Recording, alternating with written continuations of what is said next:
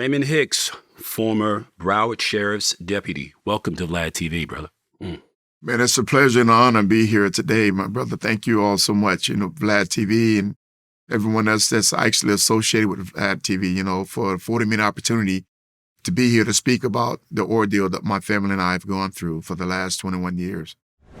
In other interviews, you've stated that you grew up in Franklin Park area in Fort Lauderdale, Broward County's District Number 5. What was your childhood like growing up there, and what was the environment like? Well, growing up in Franklin Park, is one of the worst areas in Broward County.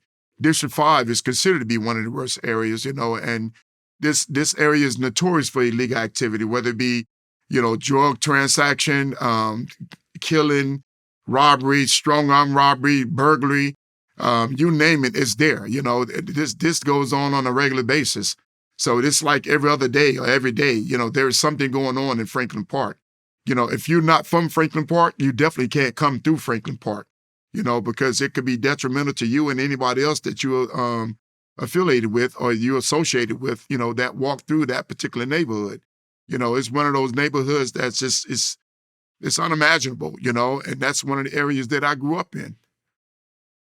So what kind of experiences were you having in an environment that is obviously a very aggressive environment? Like what were your days like as a young person there?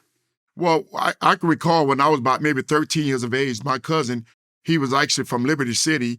And of course, he gave me some brass knuckles, and when he gave me the brass knuckles, it had black tape on it.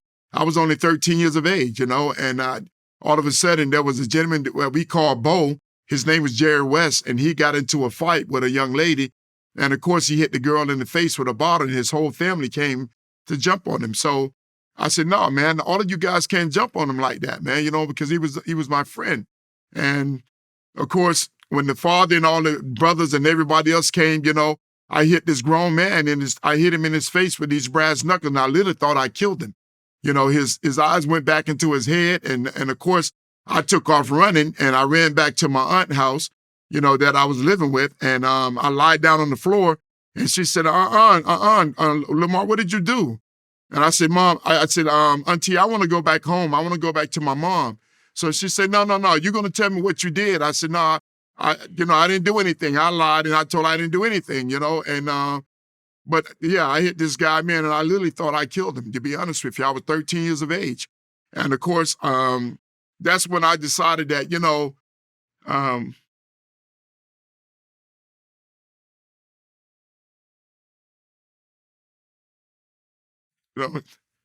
Take your time, brother. It's time for me to go back, it's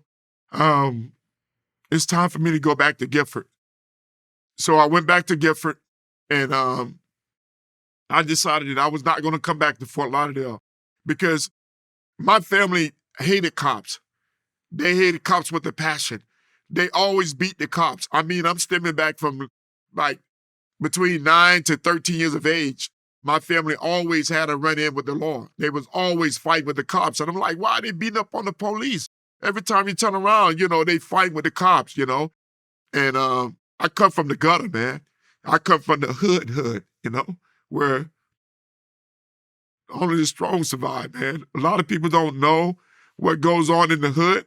You have to live in the hood to understand, what really goes on, the demographic background of the hood. And I left Fort Lauderdale. I went back to Gifford, and I stayed there. And I didn't come back until 1986, man. So when I went back home, there was always stabbing, cutting. My mother was shot. My dad went to prison.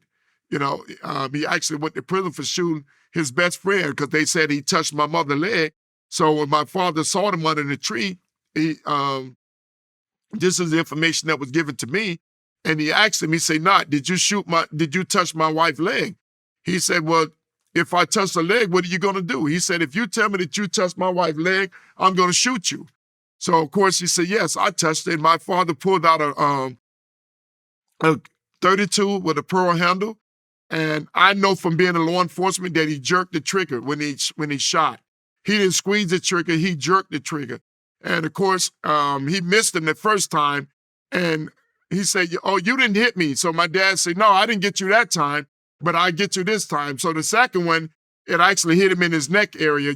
My dad did 8 years in prison for that. How old were you when that happened? Between 9 and 12 years of age, if I'm not mistaken. Right. So, you spent a good portion of your developmental years without your primary male role model around. Yes, my dad walked out on us when I was about 12 years of age. But in a way, it was good, because there was always Friday, Saturday, sometimes Sunday. There was always stabbing, cutting. My mother, being shot. There was always chaos in my home, man. And my dad was. When you're looking at me, you're looking at.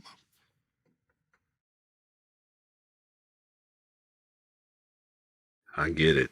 Trust me. You're looking at my father, and my dad was vicious, man. He was a good man, but he was vicious. He didn't play. My cousin, them to this day, and I'm talking about, I come from killers, man. Yes. I got so many people in my family. These people would kill you within a second, without a split of a second, And I'm saying to myself, this is crazy. My dad used to run us out the house at 2 or 3 o'clock in the morning, and we couldn't go back into the house until he actually went to sleep. And there was time that I had to walk from Gifford to Vero Beach to my aunt's house, to stay with her, just to go to school and whatnot. It was crazy, man, and he walked out when I was about 12 years of age. But my dad he went and came as he chose to. If he wanted to come back home, he came back home. There wasn't no one going to stop him, He was just that kind of dude, man, and it was unbelievable, But thank God for my mother, man, being a praying woman, as she's always been, and I truly thank God for her, my brother, Yes. Me too. The altercations, you've said, I've heard you say in several of your interviews that your family members fought the police all the time. What prompted those altercations, though? Well, I remember when I was between 9 and 13 years of age, my cousin, that we call her Bab, but her name was Christine McBurrows, and they arrested her for what crime she committed, I don't know, but they arrested her and put in the backseat of the cruiser. And when they put in the backseat of the cruiser, my whole family started fighting with the cops. They spraying them with water hose and beating them with water hose and everything else, man. I mean, it was a mayhem. And I'm saying, why are they fighting with the police? Why are they beating up on the police? The police are good people, because I remember when I was about 8 or 9 years of age, how when they came to my home after my mom and dad done plunged knives into each other's body, and they had butcher knives back in those days with the brown handle and the long steel blade, and of course they put me aside, and they said, "Come here, little man," and they was teaching, I guess, pulling me away from the agony and the ordeal that just took place, and they began to tell me about the gun, the handcuff, the blackjack back then, because they had the 2 leather straps with the steel at the end, and the steel ball at the end. Yeah, I remember those. And of course, I remember that, and I said if I didn't play professional football, then I would go into law enforcement to make a difference, and that's what inspired me to really go into law enforcement. Tell me about your father's attitude towards law enforcement. He hated cops. Why? As far as you could tell. He always had a run-in with the law. Every time, Daddy always had a run-in with the law. There was time that my dad, he carried a chrome 32 with a pearl handle, and he kept it in the glove compartment. And he used to always tell me how if a cop came to his window, how he would blow his brains out. And I'm saying to myself, this is crazy, man. When you as a young kid, this is what your dad said about the cops.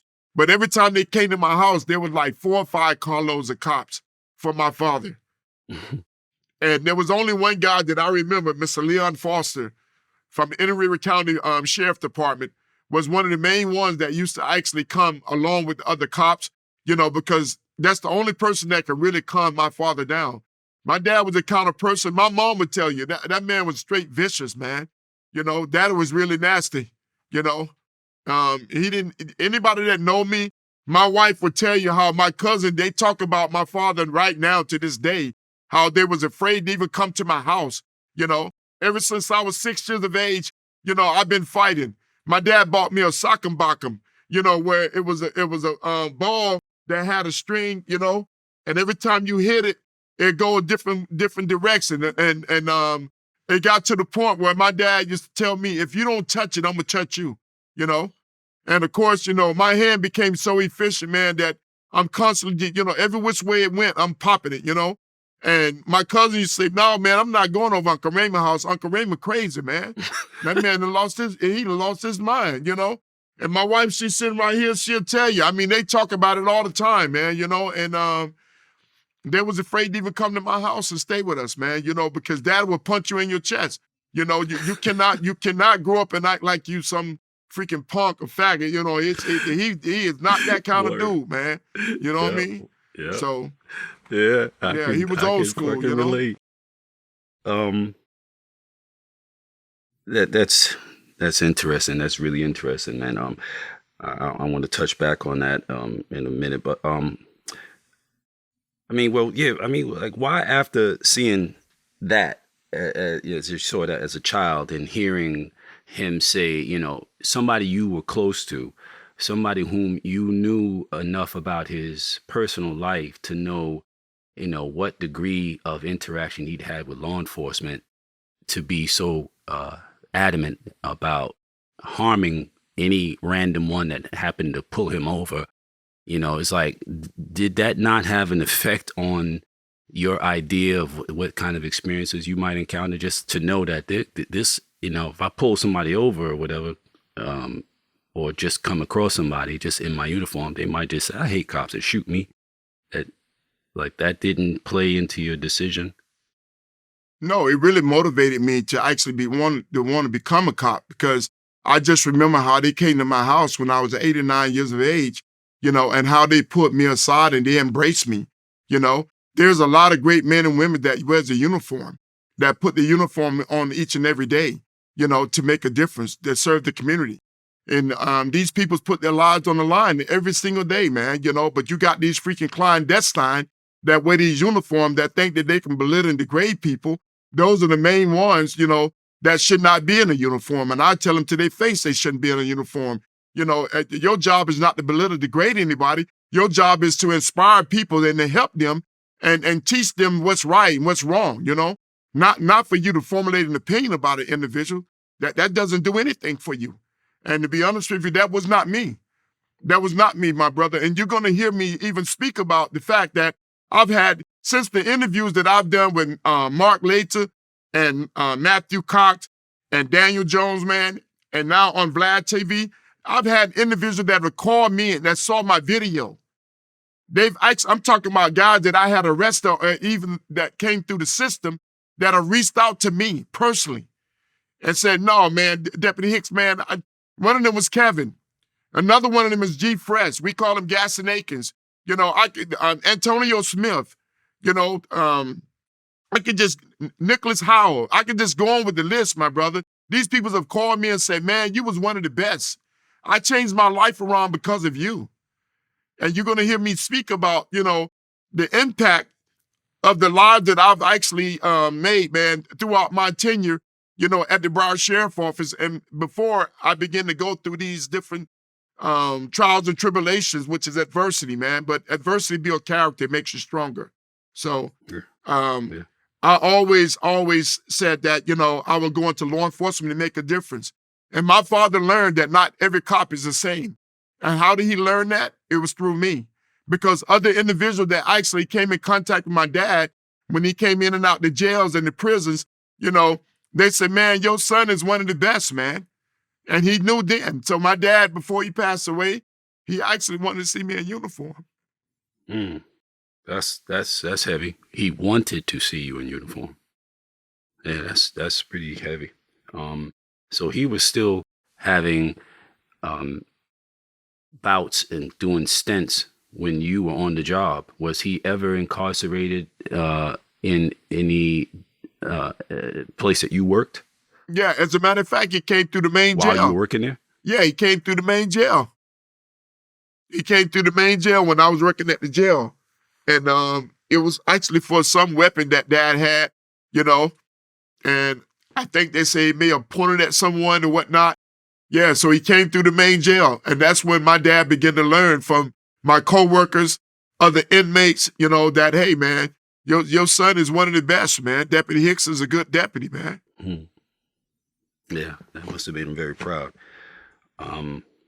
I finished your book, I'm Still Standing, a couple of days ago, and I've watched several of your interviews. It's obvious to me that you're an empath and that you care deeply for others. Did your caring nature make it being a law enforcement, being in law enforcement, more or less difficult? It did not make it difficult for me. It actually made it better for me because, you know, I come from the hood. I'm from the gutter, you know what I mean? And I wanted to let those inmates know I didn't care if they was black, white, or Hispanic, purple, green, or orange. I tell them, hey man, I love you, man. And I used to have deputies tell me, why would you tell an inmate that you love him? I said, because I do love him. They bleed the same color blood that I do. You can't formulate an opinion about a person that's incarcerated. That's not what your job is. Your job is to remain professional and to inspire these people. Say, hey, man, you can make a difference. You can change a life. Well, I've done that, my brother. As a matter of fact, one of the brothers that I grew up with, we call him G Fresh. His name is Gaston Akins. And G was constantly coming in and out the system, in and out the system. He's selling drugs, he robbing and doing all this crazy stuff. He had a shootout with the former sheriff, Scott Israel, when Scott was a regular patrolman for the Fort Lauderdale Police Department. And I say, gee, every time you turn around, man, the recidivism rate is constantly growing by a vast number. You need to change your life, man. What about your wife and kids? Man, I'm trying to make it. I said, well, what do you mean trying to make it, G? I said, you in here, so who's taking care of your family now? You definitely not taking care of them. Well, man, you was one of the ones that made it out the hood. I said, so can you?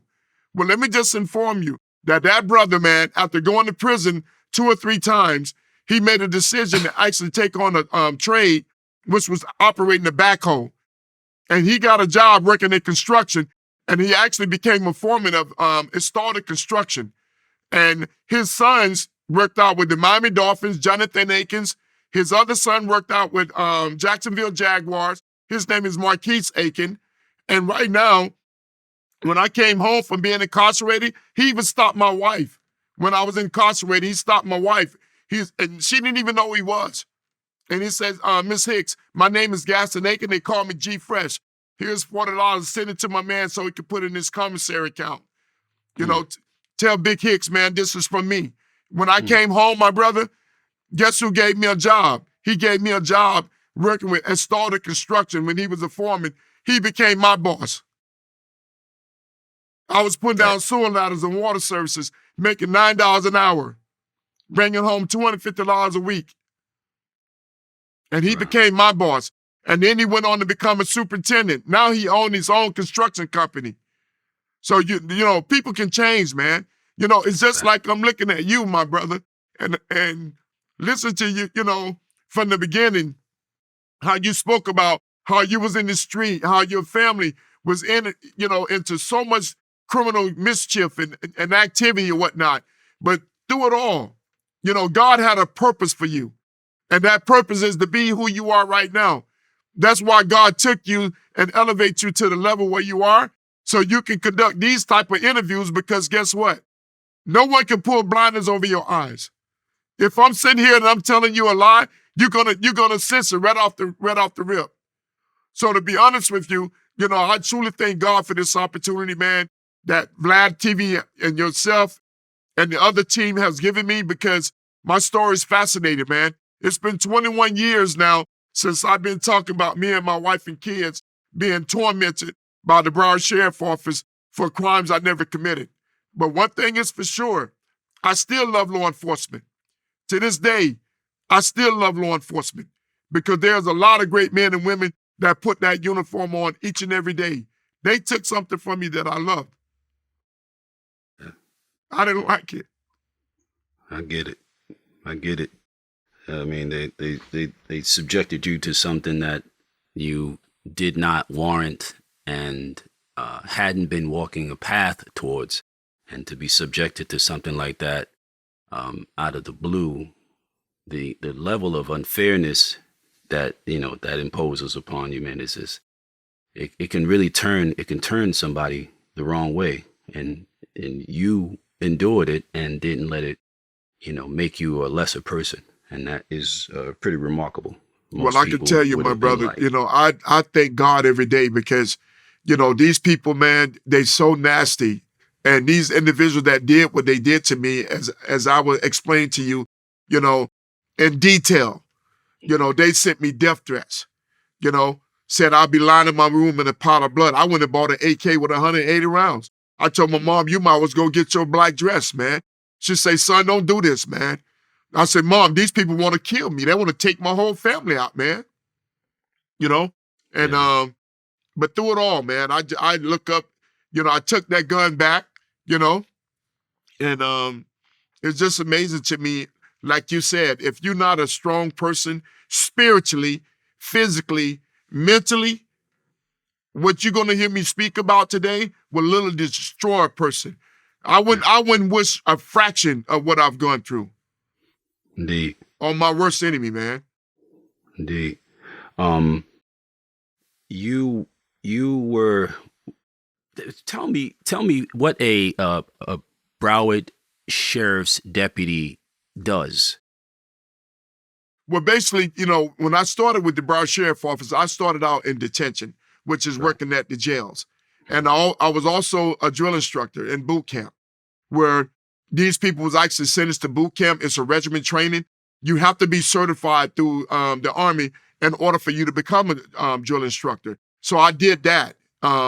Proud of me going out there, working out on the street. But what a deputy sheriff does, their job is to serve and protect. Their job is to assess situation, investigate, different crimes and whatnot. There's different elements of a crime, and your job is to dissect the situation and bring the truth to the table. So when you do your PC, your probable cause affidavit, now you allowed to do what? Articulate the information that you have on paper in order to be presented into the court of law, to the state prosecutor and to the courts.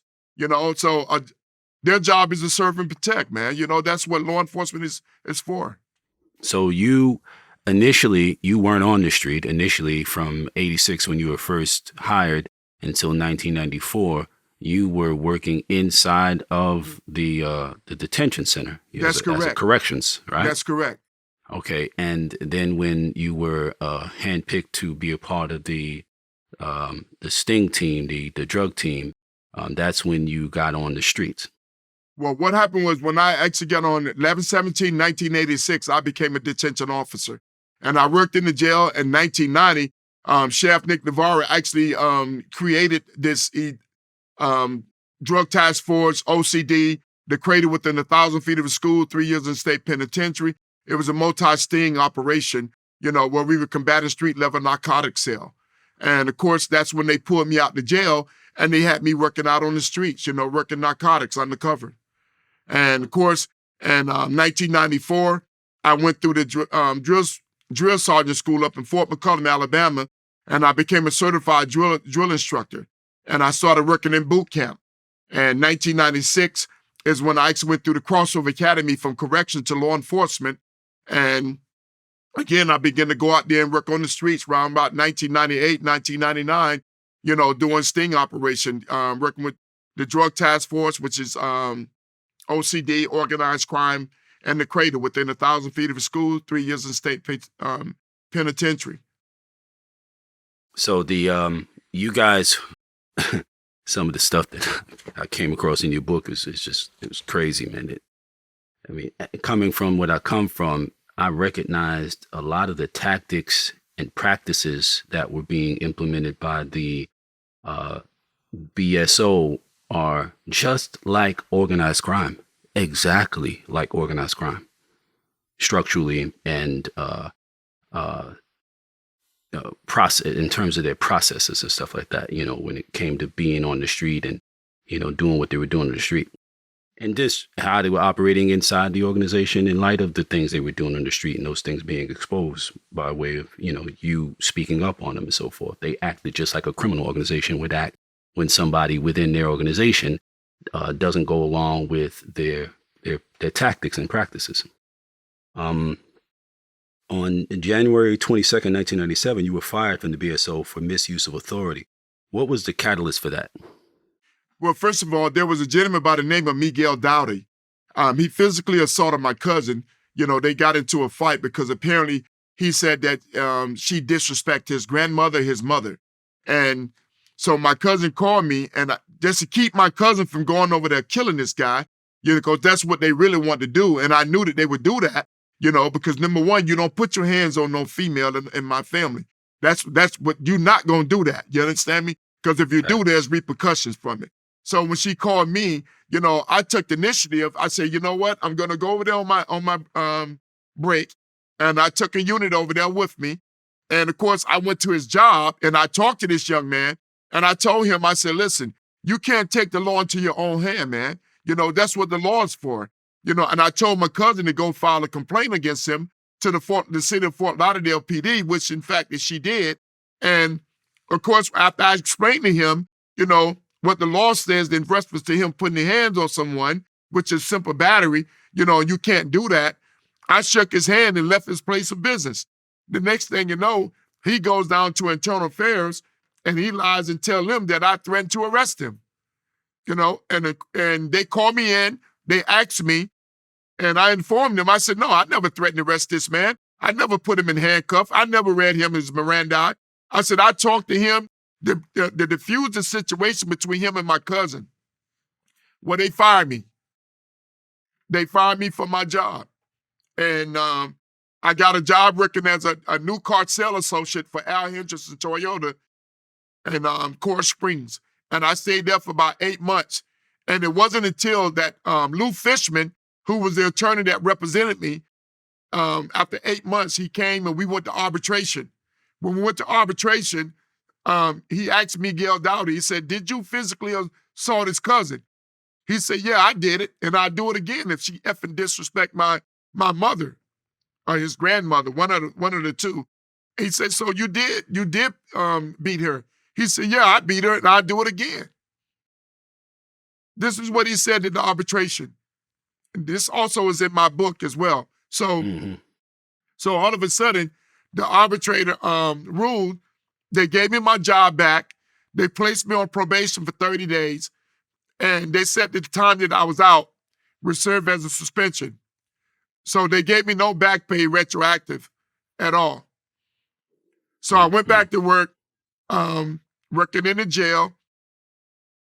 And of course, things just intensified with me, because I'm the kind of person, as I begin to see things unfold, like they had a pyramid scheme where there was almost 200-some people affiliated with this pyramid scheme. You ain't got to take about other officers, the BSO. This was other officers at the Broward Sheriff Office. So the pyramid scheme is like to where you had several people that put $1,000 in the pot. And the only way you can go up this tree, they call it the ladder, is by recruiting somebody else to come in, or you donate $1,000 yourself. And as you begin to donate 1,000, that person recruit another person, you go up the ladder.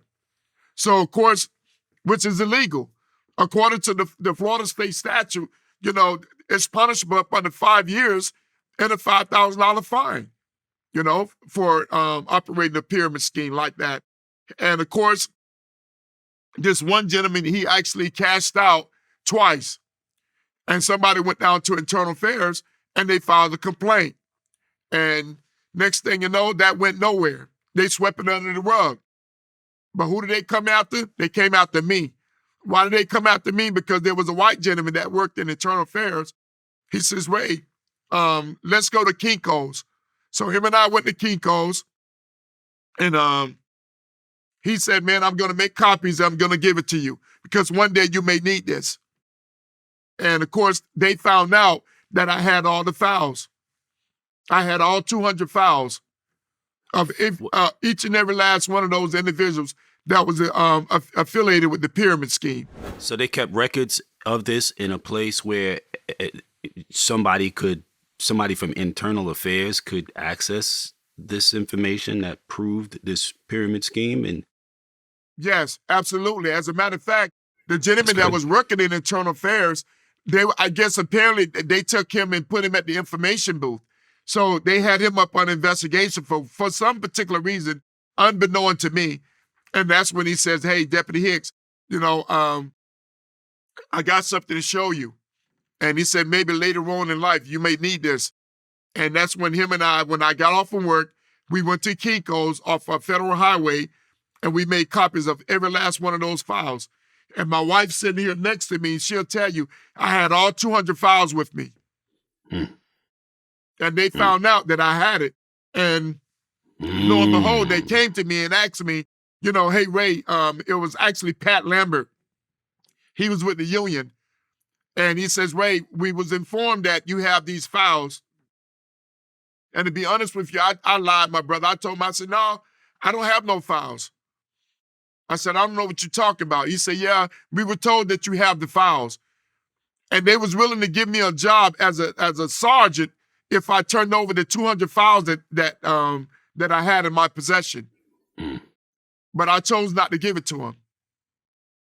I mean, the only way that, I mean, based upon the information that I'm apprised of, the only way they could have known that is if the IA officer that gave them to you told someone that he did it.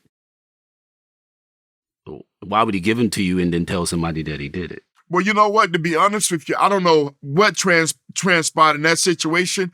He could have told them that he gave it to me. I'm not sure. But I can tell you one thing, that I know I had him, and I had all 200 files. Mm. You know. Mm. So despite that, you received numerous awards, including the Deputy of the Month in April of that same year, 97, and again in July 1999, and the Gold Cross Award, which is like one of the highest sheriff's office honors given to a living officer. The only thing is just given that's more prestigious than that is, dying in the line of duty. In November 1999, you got that. So after you were finally exonerated, and you received you received compensation, and no, you didn't receive compensation, and no restoration for your former department, not even an apology. Like, how was it that you were initially fired in January 1997, but you were rewarded with the Deputy of the Month in April of that same year?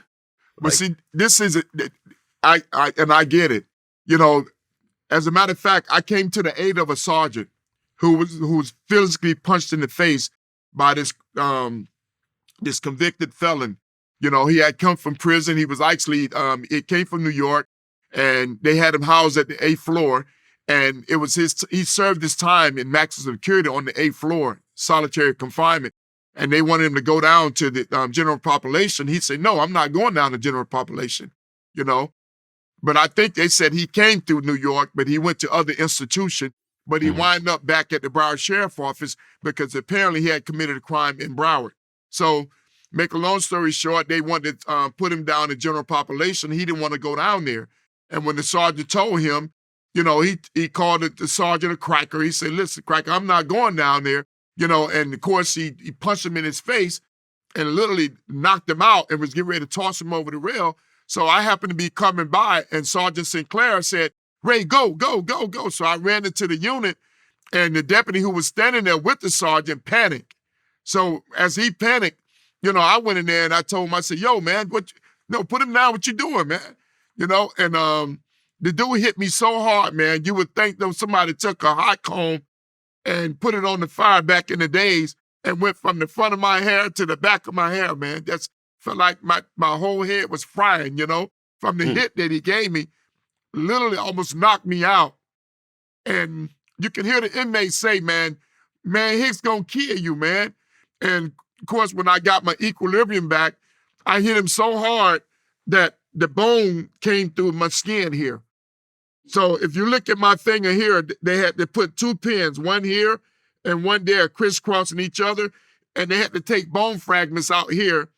And of course, I lost my knuckle right here because I literally tried to beat. I put a whipping on me. As a matter of fact, we both went to the hospital that day.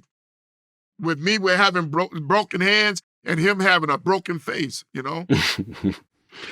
In that order.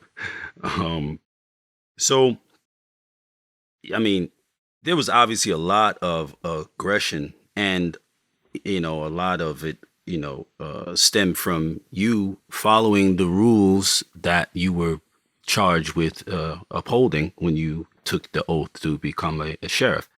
It seems that there was a real cover your own ass like environment that you were in. When did the overt aggression really start? Did it start from the pyramid scheme thing, or did it start from you talking about the drug thing that we're about to get into? Well, it started with the pyramid, first of all, and then also it started with the drug, me working narcotics, Right. watching them plant drugs and beat young black offenders to the ground and take money, man. Mm-hmm. So would you say, Florida has a reputation, obviously, for, deep-seated racism.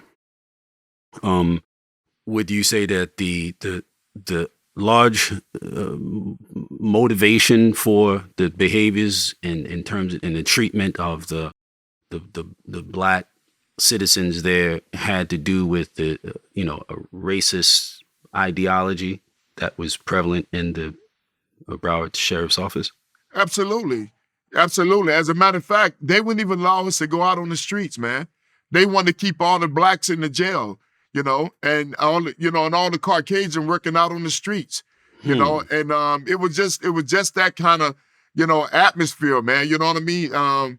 It was just crazy. And then it wasn't until I think a brother named Dennis Allen actually filed a lawsuit, and from there they started taking a lot of blacks and putting them out on the street. But during that tenure, man, they had a lot of Caucasian out actually on the streets, and most of us, we actually worked inside the jail. They wouldn't allow us to come out the jail, And it wasn't until I think Dennis Allen filed a lawsuit against the department, and he was one of the blacks that actually went through. And back in the days, you can look up the history of the Broward Sheriff Office. They didn't have a lot of blacks on the street back then, But I don't think it's about color, in a sense, because there was a lot of blacks and as well as Caucasian and whites doing things that was morally wrong and totally unethical, my brother, and especially in my situation, there was blacks and whites that was associated with my arrest and everything else that took place. Before we get to that dramatic event of your arrest where the 60 officers showed up at your house, let's talk about the precipitating circumstances that led up to that. So when you were recruited into this narcotics group, this undercover sting group, you guys would go out and bust all of the guys who are actually out there selling drugs, get them off the street, and then go out as the drug dealers yourself and basically pretend to be the drug dealers, and people would buy from y'all. And was it somebody buy from y'all and then y'all bust them, or somebody buy from y'all, then the police, I think you said the police would come, and then you would, as the seller, run off, and then the person would be standing there holding the crack that you, as an officer, undercover officer, just sold them? Yes. What it is that, we used to do buy buses, but we also used informants. A lot of the departments actually use informants, individuals that actually go out and commit a crime. And in order for them to get a sentence reduction, they actually, some of them have a control number where they get paid, by the department. And what these individuals does is that, because you can't just take a person who's not from that particular area, and have that individual trying to sell drugs, because there's boundaries or whatnot, If you're not from that area, you're definitely not going to be selling drugs in that particular area. Because if you do, Hmm. it's going to be a problem. You know what I mean? They're going to kill you. Right. And of course, we would take individuals who've actually associated or affiliated with that particular area, that worked in that area, that went out and got themselves arrested, and we would send that individual back in that same particular area, you know. And unbeknown to the drug dealers, that person is working for law enforcement, Hmm. as an informant. Right. And they will actually go and make transactions with the dealers, and they would come back and give us the intel on who these peoples are. And then, of course, what we did is we moved in and we arrested each and every last one of them, put them in the paddy wagon of the ones that they identified, and then we posed as undercover sellers. The Broward Sheriff Office would manufacture their own drugs and give it to us to be sold in the street, which is entrapment. Right. Now, D, when you said that in your book, bro, I was like, I was discussing it with my wife, and I was like, now when he says they were manufacturing their own drugs, I need details, my dude. Like, what do you mean that the Broward Sheriff's Office was manufacturing their own drugs? Well, What do I you tell mean? you what, when you get a chance, my brother, go to Google and you type in Broward Sheriff Office makes its own crack cocaine. And you can see it there with your own eyes, where we had a deputy over at the courthouse, I think around the 7th floor, and they was cooking up the crack cocaine and giving to us. What? Yeah, and they was given to us to be sold in the street, which is entrapment. It's that's more than entrapment. That is criminal organization. It's a different thing. I've never heard of that before. I've never heard of them. I've heard of cops doing that kind of reverse sting thing, but they would use the drugs that they had confiscated from people whom they'd arrested by way of those, informants, which you flip a lot of informants. Obviously, if you pretending to be a drug dealer and you're really a cop and some random person who just getting high, just want to get high, and you bust them, naturally they're gonna be like, sure, I'll go and make sales for you, or whatever, or make buys for you. But then the drugs that would be being sold or used in that transaction would usually be drugs that were confiscated from some drug dealer, not actually cooked up by a law enforcement agent. That's insanity, bro. Insanity is an understatement, and that's one of the things that they were doing, and I never could understand it, man. You know what I mean? So now they give y'all this work that they cooking up. So y'all somebody's running a drug organization, insulated and under the auspices of this elite drug sting unit or whatever, right? And so you said that they were your coworkers out there posing as cops were supposed to be selling these rocks for $10, but they were selling them for as much as $40. And then they would turn in the $10 that was expected back in, just like people used to work for me. If I give you something and I want to be paid the set amount per unit, so I know what to expect. So what your coworkers, according to what I read in your book, what your coworkers were doing was they were just adding a premium and keeping the extras. So they're walking away from the street every day, working as undercovers with thousands of dollars of crack money in their pocket. It is turning into prerequisite $10 per rock they were given. Is for real? That's correct. Because what it is, I never forget it. We was off of Sunrise Avenue and Sunrise and Andrews Avenue and 4th Street. And this particular area was notorious for illegal activity. It was like a duplex where these guys were selling cocaine rocks for $40, $50, $60. And when we arrested them, we posed as undercover sellers. So when the person come up to purchase the drugs, they would give you $60, but the rock costs $10. So of course, when you make the transaction with that person, they was turning in $10 and they was keeping the other 50 for their pocket. So at the end of the night, everything has to be tallied up, my brother, put in a manila folder. And there's a red tape that says evidence with drugs and money. All that stuff goes in a manila folder, and there's a red tape that says evidence with a supervisor's signature. so that if you try and break the seal, they'll know that someone had tampered with that particular folder. Well, Right. these guys were leaving with thousands of dollars each and every night that we out there working. I said, you guys are no different than the ones we just arrested. You should be in the paddy wagon yourself. Right. And they told me to go mind my own business. I said, what you mean, mind my own business? You're incorporating me into a conspiracy. What do you mean? It is your business. Right? You're here. If you're there with them and they're doing that, you know what it is. Like, that's craziness. It's just like any other drug dealer. If the cops snoop in on you and you got 4 or 5 people within the same area of that individual, then you get arrested for conspiracy because you're there, you know. And if you have any type of association with it, you know, they're going to charge you with it. You conspired, you combined to do what? To commit an illegal act. That's what conspiracy is. Yes, that's right. Yeah, I found what you're talking about too. Yeah, this is crazy. They really were doing this. Whether the manufacture of crack cocaine by law enforcement officials for use in reverse sting operation constitutes governmental misconduct, which violates the due process clause of the Florida Constitution. Yeah, this is, man, you were wrapped up in some serious, you know. But so all right, so now this is happening. You're speaking up. They know you ain't down with it. You ain't with the shits, as they say.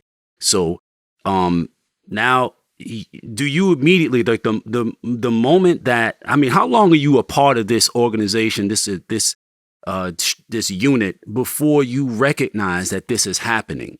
They was pulling me out for like 1 or 2, 3 years, if I'm not mistaken.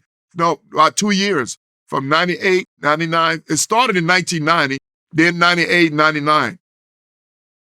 So these things, this unit would operate intermittently. It would go for so long, and then it would stop, and then it would restart again. No, they continue to do it. You know, it's just the fact that they use certain people.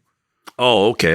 They were Yeah, circulating. because a lot of times, like me, you know, since I'm actually from the hood, you know, let's say if they put me in District 5, when the brothers see me, they know exactly, like, oh man, no, I'm out. You know, they leave, you know, because they recognize and they know that I'm a deputy sheriff. So therefore, you know, there was some time that they didn't use me, you know.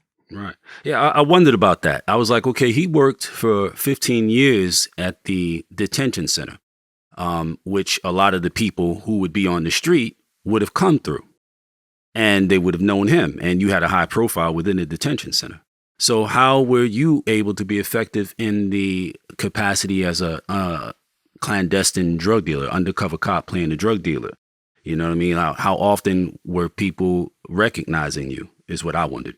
Well, one thing is for sure, I'll never forget it. We was working, when you're working out there in narcotics and you're working at night, once you arrest these individuals, man, you take them off the street and you get out in polls. These people who are buying the drugs, some of them may have known me, but a lot of them don't know you. So therefore, you know, they don't have no inkling to say, oh, I know this person's a deputy, you know. Only thing they want to do is, you know, they like dope fiends, you know what I mean? They want to just go and buy the drug and move on out, you know, get it and go. So, of course, we was over by Dillon High School, it was with the Cradle within 1,000 feet of a school, 3 years of state penitentiary. If you get Cradle caught, was the name of the operation, correct? Cradle? Yeah, the Cradle was the operation, yes. Mm-hmm. And within 1,000 feet of a school was 3 years in state penitentiary. You know, that's what the sentence is, automatic. And of course, if you get caught within 1,000 feet of a school, you automatically get three, whatever the judge decide to give you. But it's a lot of time that you get, you know, just for the fact that you actually, you know, buying crack cocaine within 1,000 feet of a school was just 3 years in the state penitentiary. And of course, that's when I was doing most of my narcotic work, you know. And sorry, go ahead. And of course, what we would do is, like I said, we out there posing as undercover sellers, and we make, you know, drug deals with these people, man. And we used to wear like a towel or a hat, you know. And once we make the transaction with the person, you know, we will actually take off our hat or take off the towel, back up and proceed to move in, you know. And when backup move in, you know, we take off running. You know what I mean? I take off running to make them think that, you know, I'm not with this here. I'm not, Right. I'm a drug dealer. I'm Right. running from the cops, you know. Right. But actually, I'm actually a cop myself. So, Mhm. yeah. So, you know, you have to, you know, you and I both know that when you're working out on the street, you know, even the people that actually buy drugs, if you're not somewhat familiar with the street terminology, like, yo, my nigga, what's happening, man? I got them parlays, you know. If you're not talking like that, you know, if you talking normal, you know, they're gonna know that something not right. You know what I mean? So Yeah, I got the crack. How much crack do you want to buy? I got $10 cracks. yeah, well, That'd that's definitely not run them gonna off. that's not gonna work. You know what I mean? They're gonna know immediately that you somebody else. You know what I mean? They're gonna turn and go away. You know, so Yeah, no so doubt. you definitely got to get the hood on them. You know. Right. So, And okay. plus, I had goals in my mouth. I had 3 goals in my mouth. Oh, you had goals and all that? Yeah, I had 3 goals in my mouth. Yeah, I was deep undercover. Was that for the purpose of doing this thing? Well, you know, or to be you honest, just a Florida boy, you just had gold in your mouth? well, you know, my whole family got all goals, and the whole family got full of goals in their mouth. You know, all my cousins and everybody else, man. Every teeth is gold. You know, so I think it was like a fad back in the days. So I had 1 gold tooth, you know, with a star, and eventually I wound up putting 2 more in my mouth. You know. But thank God I got all of my out. You know, as a matter of fact, they actually came out while I was incarcerated. To be honest with you. Oh, okay. Yeah, because I kept brushing real hard, man, trying to get them out. You know, because I'm like, Lord, you know, I just want to get away from this type of life. Yeah. Yes, man. I could dig that. Yeah, but my whole family, you look at them now, every teeth in their mouth is gold. Am I lying? That's Florida. That's Florida. I lived in Florida for years. Yeah. Yeah, that's Florida. Yeah, they call it the grill. Yep. And they come from the poorest environment, boy, but they're gonna have them goals. They're gonna have them. Oh yeah, they're gonna have trues and bowls. They're gonna have cars, and they're gonna have gold teeth, and they're gonna definitely keep money in their pocket. You know, and they live in the green apartments. You know what I mean? Yep. Yeah, it's crazy, man.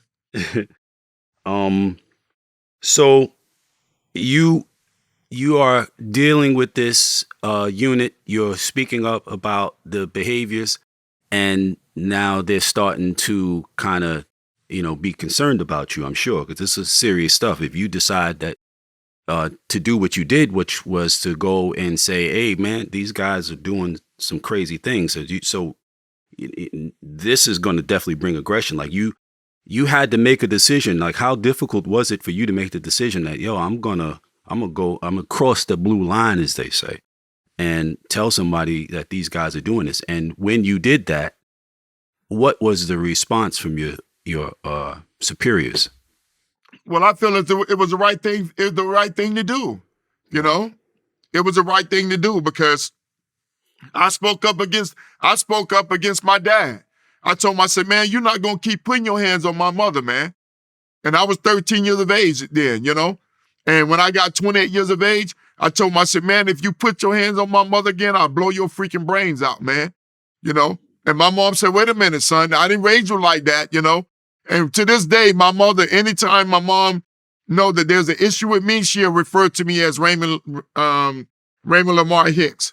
You know, the whole government. Yeah, that she give me the whole government name, you know, like she talking to my dad, you know what I mean? Because she's like, okay, Raymond Lamar Hicks, you know, but in the same token, man, I spoke up against my dad, you know, and I felt like it was the right thing for me to do, was bring it to their attention. And Integrity. I told them I didn't want nothing to do with what they were doing. So what was the response from your superiors? What did they say? I told them that it was morally wrong and totally unethical, and I was not going to indulge in that practice. And they told me that you can't work out on the street no more. I said, I don't give a freak. And they put me back in the jail. Right. So basically you said, I'm not going to be out here selling crack. You know, I didn't join the police force to be a crack dealer, and I'm not with it. And they said, well, all right, well, you get your ass back in the house, essentially. But they didn't say anything about the things you were telling them in terms of the misappropriation of the funds and all that other like actual criminal behavior. They didn't say anything about that? I told the sergeant, because you got to go through the chain of command, Right. I told the sergeant, and the sergeant told me to mind my business. I went to the lieutenant, and the lieutenant said, "Did you talk to your sergeant?" I said, "Yes." What did he tell you? He told me to mind my own business. So he says, "Why are you in my office?" Oh, damn.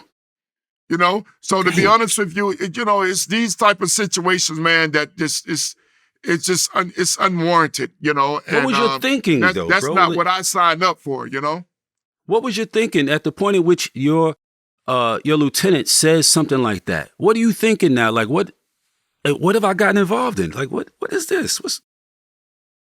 I told him that you guys are no different than the ones that we arrested. You all should be arrested yourself. And they put me back in the jail. Okay, what? And they So did you're absolutely. back in the jail, They did, and then what? they did absolutely nothing. They did nothing. So at the point that you're back in the jail, you're not in their business no more. But it's not like they just forgotten about you. Is this when they begin to aggressively target you? Yes, they begin aggressively harass me and my family. Yes. So what was the first overt attack that they put on you? On June 15, 2000, I went to work. I was working on the 6th floor, and I worked from 7 to 3. I came home, and I took a shower, and I lied down for about a couple hours. I always got up around about 5:30, and I decided to go in my backyard because I had like 600 some pounds in my backyard still. And okay. I got my neighbor, and him and we was going to work out together. So as I'm going to the backyard, to work out, I look across the street at the Citgo, and I see the SWAT team or the drug task force mounting up. So when they see me, they all jumped in the cars and sped down the back street. So I told my neighbor, I said, "Man, let's go to the front of my yard and see where they're going." So when we walked to the front of my yard, my wife had went to Winn-Dixie, to go pick up some groceries. So when I get to the front of my yard, 60-some cops stormed me at gunpoint, had me and my kids at gunpoint. I had my daughter was 12, my youngest daughter was 7, and they had all of us at gunpoint. 60-some cops, and I'm not even exaggerating. They jumped the back walls and everything, man. And here come this black dude named Ricky Clark. He come pat me at my shoulder. "Ray, calm down, man." I said, "What you mean, Ricky? What you mean, calm down? We got a warrant for your arrest." I said, "A warrant for who arrest? What did I do?" "Man, just calm down." "What the frick you mean, Ricky, calm down?" So then Dave Robshaw, "Hey, Ray, we're going to place you on suspension pending outcome of this case." I'm like, "What case?" So they go in my house searching for drugs, searching for drugs and money and all this other crazy crap. But you didn't know what they were searching for. I never knew what they were searching for. They never told me. Because had they told me that day, they'd have killed me, man. You'd zapped out, wouldn't you? Yeah, they'd have killed me because I ain't never tried drugs in my entire life. I never used drugs in my entire life. I never tried a marijuana, cigarette, a joint in my entire life. I never took a drink a day in my entire life until after the incident that I'm explaining to you. So to be honest with you, it's a good thing that they didn't tell me, man. Then they asked me if I had any guns. I said, "Yeah, I got guns. They belong to me. They don't belong to the sheriff's office." And I said, "If you want, I'll go in there and get them." And they was like, "No, we don't want you to go. No, you don't have to go in there." So by this time, my wife come because my oldest daughter called her and said, "Hey, Mom, they got Dad here, and police got Dad here." And when she came, she's patting on her chest like she's having heart palpitations. She's asking questions, and then they take me and put me in the cruiser and transport me over to District 5. So you do not know what you're being arrested for? No. First of all, let me ask you, had you ever participated in anything like that? Had you ever been on the other end of anything like that? No. Where it's like, okay, we got to go and arrest this cop and we're going to enforce, somebody you work with every day for however many years, but we had to go over to his house and, come on, we're going to take about 60 guys or so. We're going to go over here. Have you ever been a part of anything like that? No. Had you ever seen anything like that prior to that? No. What do you think warranted that? About you? What do you think about you in their minds warranted that? Because they they felt like I was going to throw them under the bus. And the only way they can muffle me is to fabricate charges and everything else against me to silence my request for justice. As a matter of fact, I was interviewed by a young lady by the name of Miss Jane Turner and also Mr. Bobby Latigar, who was Miss Jane Turner was former FBI, 26 years with FBI. She was also a SWAT member, and she was a supervisor. And Mr. Bobby Latigar is another gentleman who was a supervisor for the United States Marshals.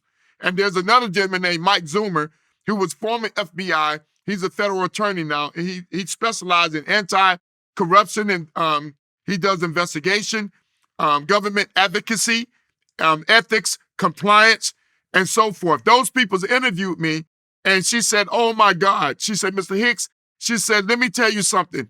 If you was moving that kind of weight, you wouldn't have been arrested by the Broward Sheriff Office. You'd have been arrested by the DEA, FBI, the Marshals, and ATF.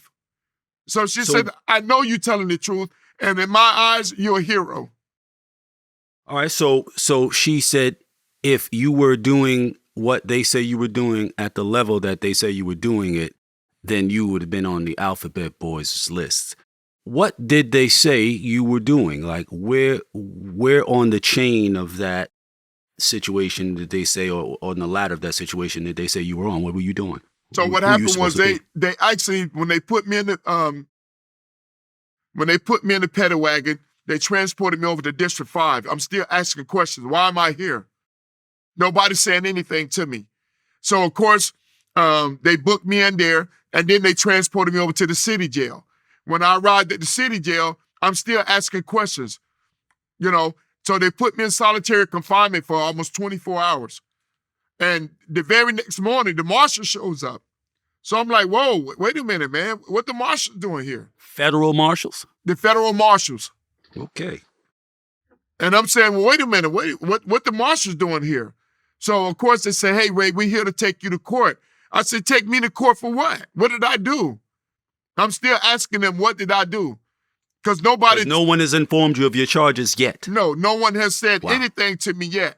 Had you seen that before? Had you ever been involved in any arrest in which the person that was arrested was not made aware of the charges he's being arrested for at the point at which he's being arrested? No, you have to tell the person what you arrested him for, because if that person chooses to have a lawyer present, to defend them, that person can call when they get a phone call, they call a lawyer and say, hey, I've been arrested for X, Y, Z. Right. No, they never did that. They never told me what they was arresting me for. And what do you think that tactic was about? Because I guess they wanted to keep a hush hush. Because to be honest with you, if you interview my sergeant, some of these other individuals, man, that have actually worked with me, and now I thank God that he's coming forth now and he's speaking about it and telling people that, hey, Ray was one of the best, man. This man was a highly decorated officer. And going back to the situation, I'm still asking the marshals, why am I here? What did I do? Did somebody tell me something? And they handcuffed me. They put me in handcuffs with the chains running to the shackles, put me in an unmarked cruiser and transported me over to the federal courthouse. And I'm like, federal court?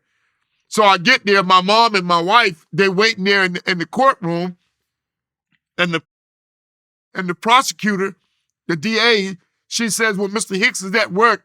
He's in the top 10% of his department.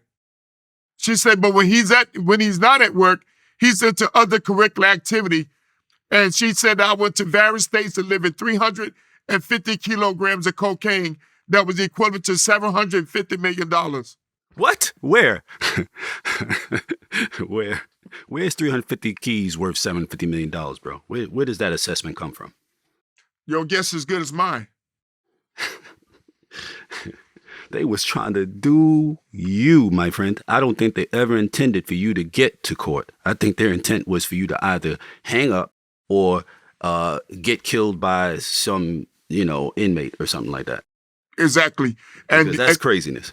So the magistrate judge, she said, you're not a flight risk because I didn't have a passport at the time. She said, but you're a menace to society. And what made you a menace to society? I'm a menace to society. What made you that?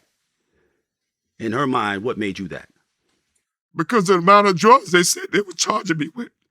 Okay. And the drugs, at the point at which you were being because this is an arraignment, right? Yes.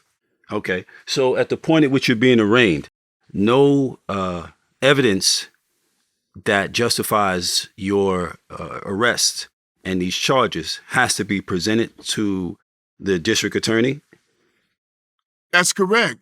That you have to have some form of evidence in order for you to charge a person with a crime like that, man. Right. So what in that judge's mind could have constituted that you, aside from these words on this paper, were a menace to society? Your guess is as good as mine. I can't even tell you because I don't know. It sounds like just, like I said, reading your book, and I'm like, this sounds like layers of conspiracy and complicitness, bro. Yes. From every angle.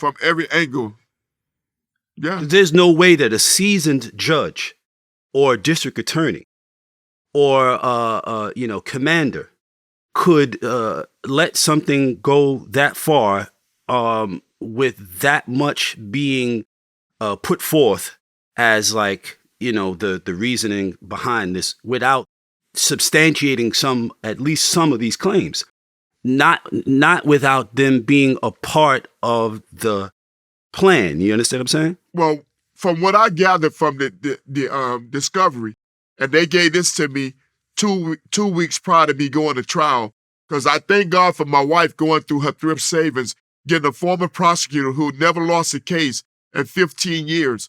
And he told my wife and my mom, he said, if I never seen an innocent man, your husband and your son is one of them, and he shouldn't be here. Come to find out, the Broward Sheriff Office arrested this guy named Ansel Pratt. And I have the documents in my folder. Ansel, you said and Ansel Rat? It's also in the book. Ansel Rat, right? I'm sorry. Ansel Pratt. Yeah, Ansel Rat. Exactly. So he actually lied to the Broward. He was arrested by the Broward Sheriff Office on 1/11/2000, where he chased a man down the street, Mr. Eddie Frazier, because Mr. Frazier went there to collect $75 because he dumped his trash. And of course, Ansel Pratt, according to the police report, chased the man down the street and he was arrested for aggravated assault with a firearm. So the Broward Sheriff Office used this freaking moron, to tell these lies. So all this stuff came from him. He was the detective who arrested me, Richard Pasanti, and also Ansel Pratt are the ones that went to the grand jury, in order for them to create some type of indictment. This is what I read after the fact. Right. But even going back to the fact that when I was, so the judge slammed the gavel, and she said, I'm going to give you a no bond hold. And they took me now to the federal detention center in Miami. And when I arrived there, they treated me like I was the lowest scum on the face of this earth, man. There's a certain way you script search an inmate, and the way that they was treating me, it was inhumane. Right. It was definitely inhumane, When you were a detention officer, were there cops who had come through having been charged with some sort of crime or something like that in your tenure? Absolutely. Okay. And so when those cops came through, well, what was your attitude about them? Well, I know you said earlier that you don't judge people when they come through or whatever, but this is a cop now. This is somebody who took the same vow that you took. Yeah, but same oath.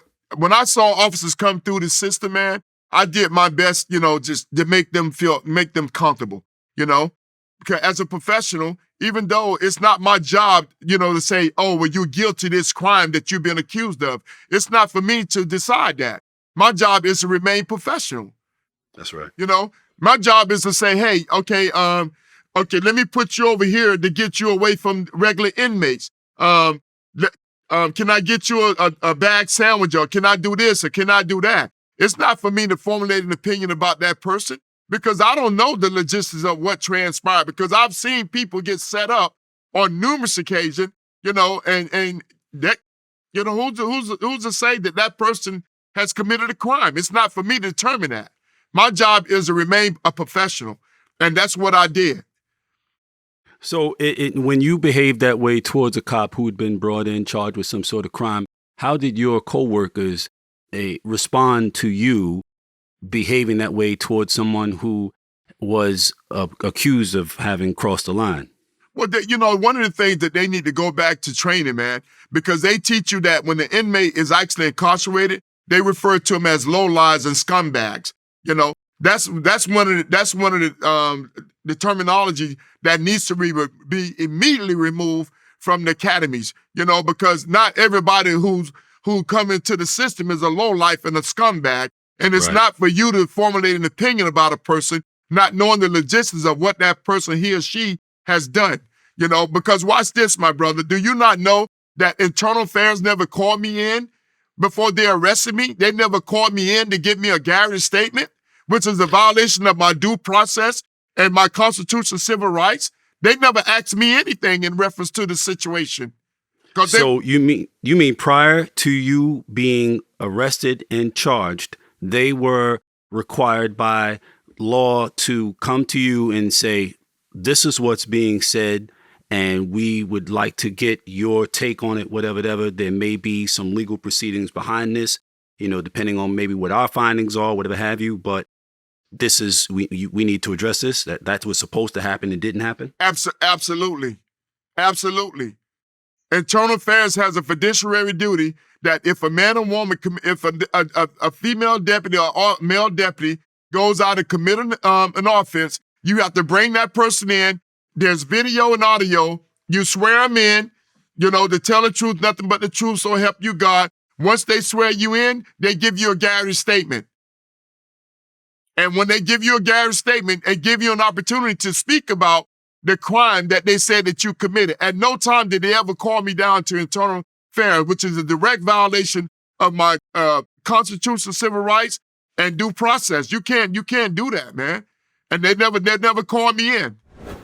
So that again sounds like another level, another layer of complicity, another component of this conspiracy to get Ray Hicks. Yes. So you being a law enforcement professional, you understood every time a line was crossed. And when something that was supposed to get done didn't get done. So you understood further and further, more and more, that there's something really going on. Like, these people trying to get me. Yeah, they trying to take my life, man. It's everybody. Yeah, they trying to take my life. And I'm going to tell you why. Because when I arrived at the Federal Detention Center, they put me in an orange jumper and they took me up to the 13th floor, which is called the shoe, the hole. And I stayed there for 5 months. In isolation? I stayed in, 5 months. Isolation for 5 months? 23 hours a day, 1 hour a day for recreation. 5 months. And recreation is by yourself, isn't it? Yes. You go outside by yourself. You don't go out with anyone else. Okay. So you've never worked at the Miami Federal Hold before. You worked at the Broward County Detention Center, right? That's correct. So the things you were being subjected to, as far as you knew, were they commonplace for somebody with your charges under those circumstances? Not necessarily a law enforcement officer? Would they be subjected to this degree of severity? Well, they're supposed to separate you from the regular inmates, And as an officer? As an officer, yeah. Okay. Like if they have someone like protective custody, they put you with individuals like that. But they're not supposed to put you in no freaking hole for no 5 months, man. And every day the freaking officer was jigging at me. They were saying, you that effing cop, I hope you're gone for the rest of your life. And I told him, I said, I'm an innocent cop and I shouldn't even be here. Yeah, that's what they all say. I said, I don't know what they all say, but I'm telling you what I'm saying, that I'm in here for something that I did not do.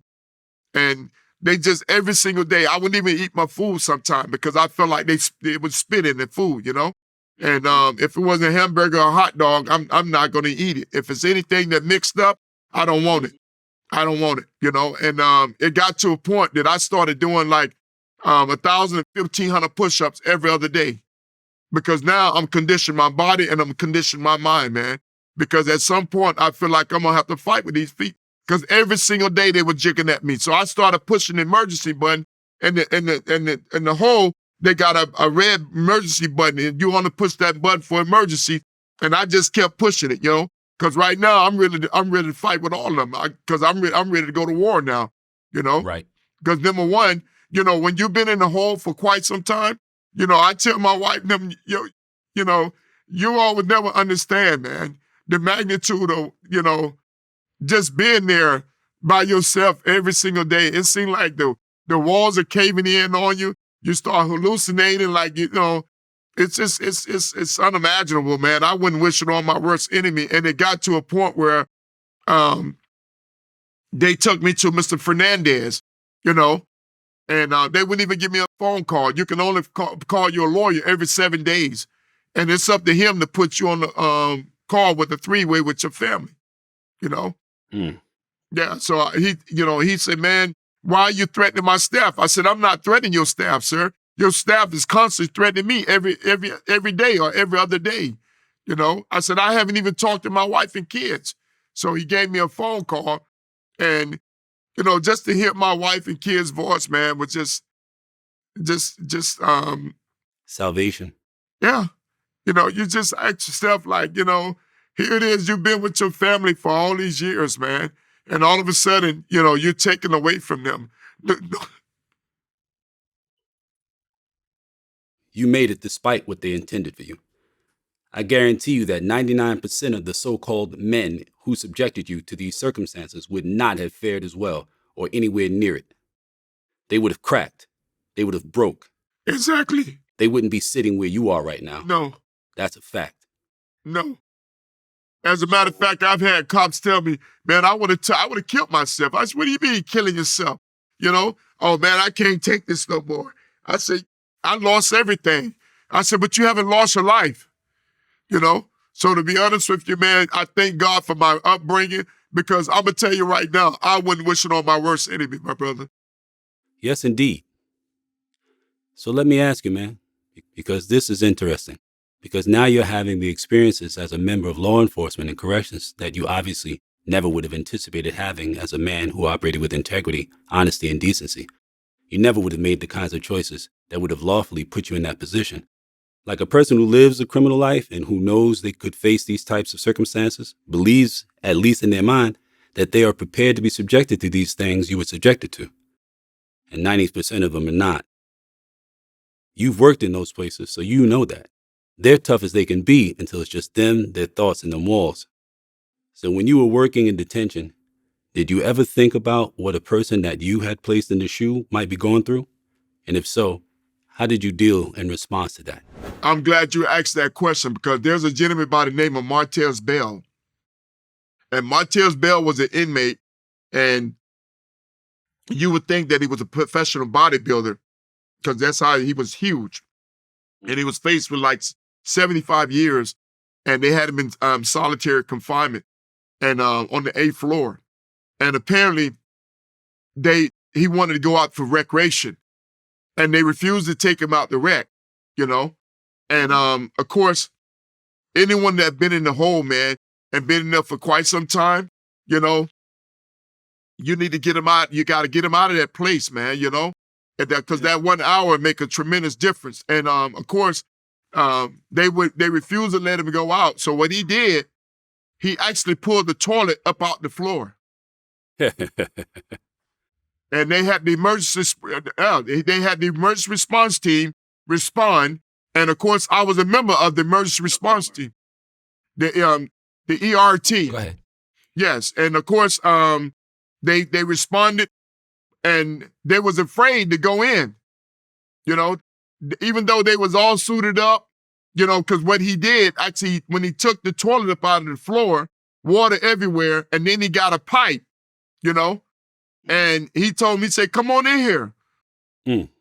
Yeah, and they was afraid to actually go in there, so when I got there, I told him, I said, open this door. God is my witness on everything I love. And anyone that worked at the sheriff's office would tell you, man, you know, they remember these incidents that I'm explaining to you. So, of course, I said, open this door.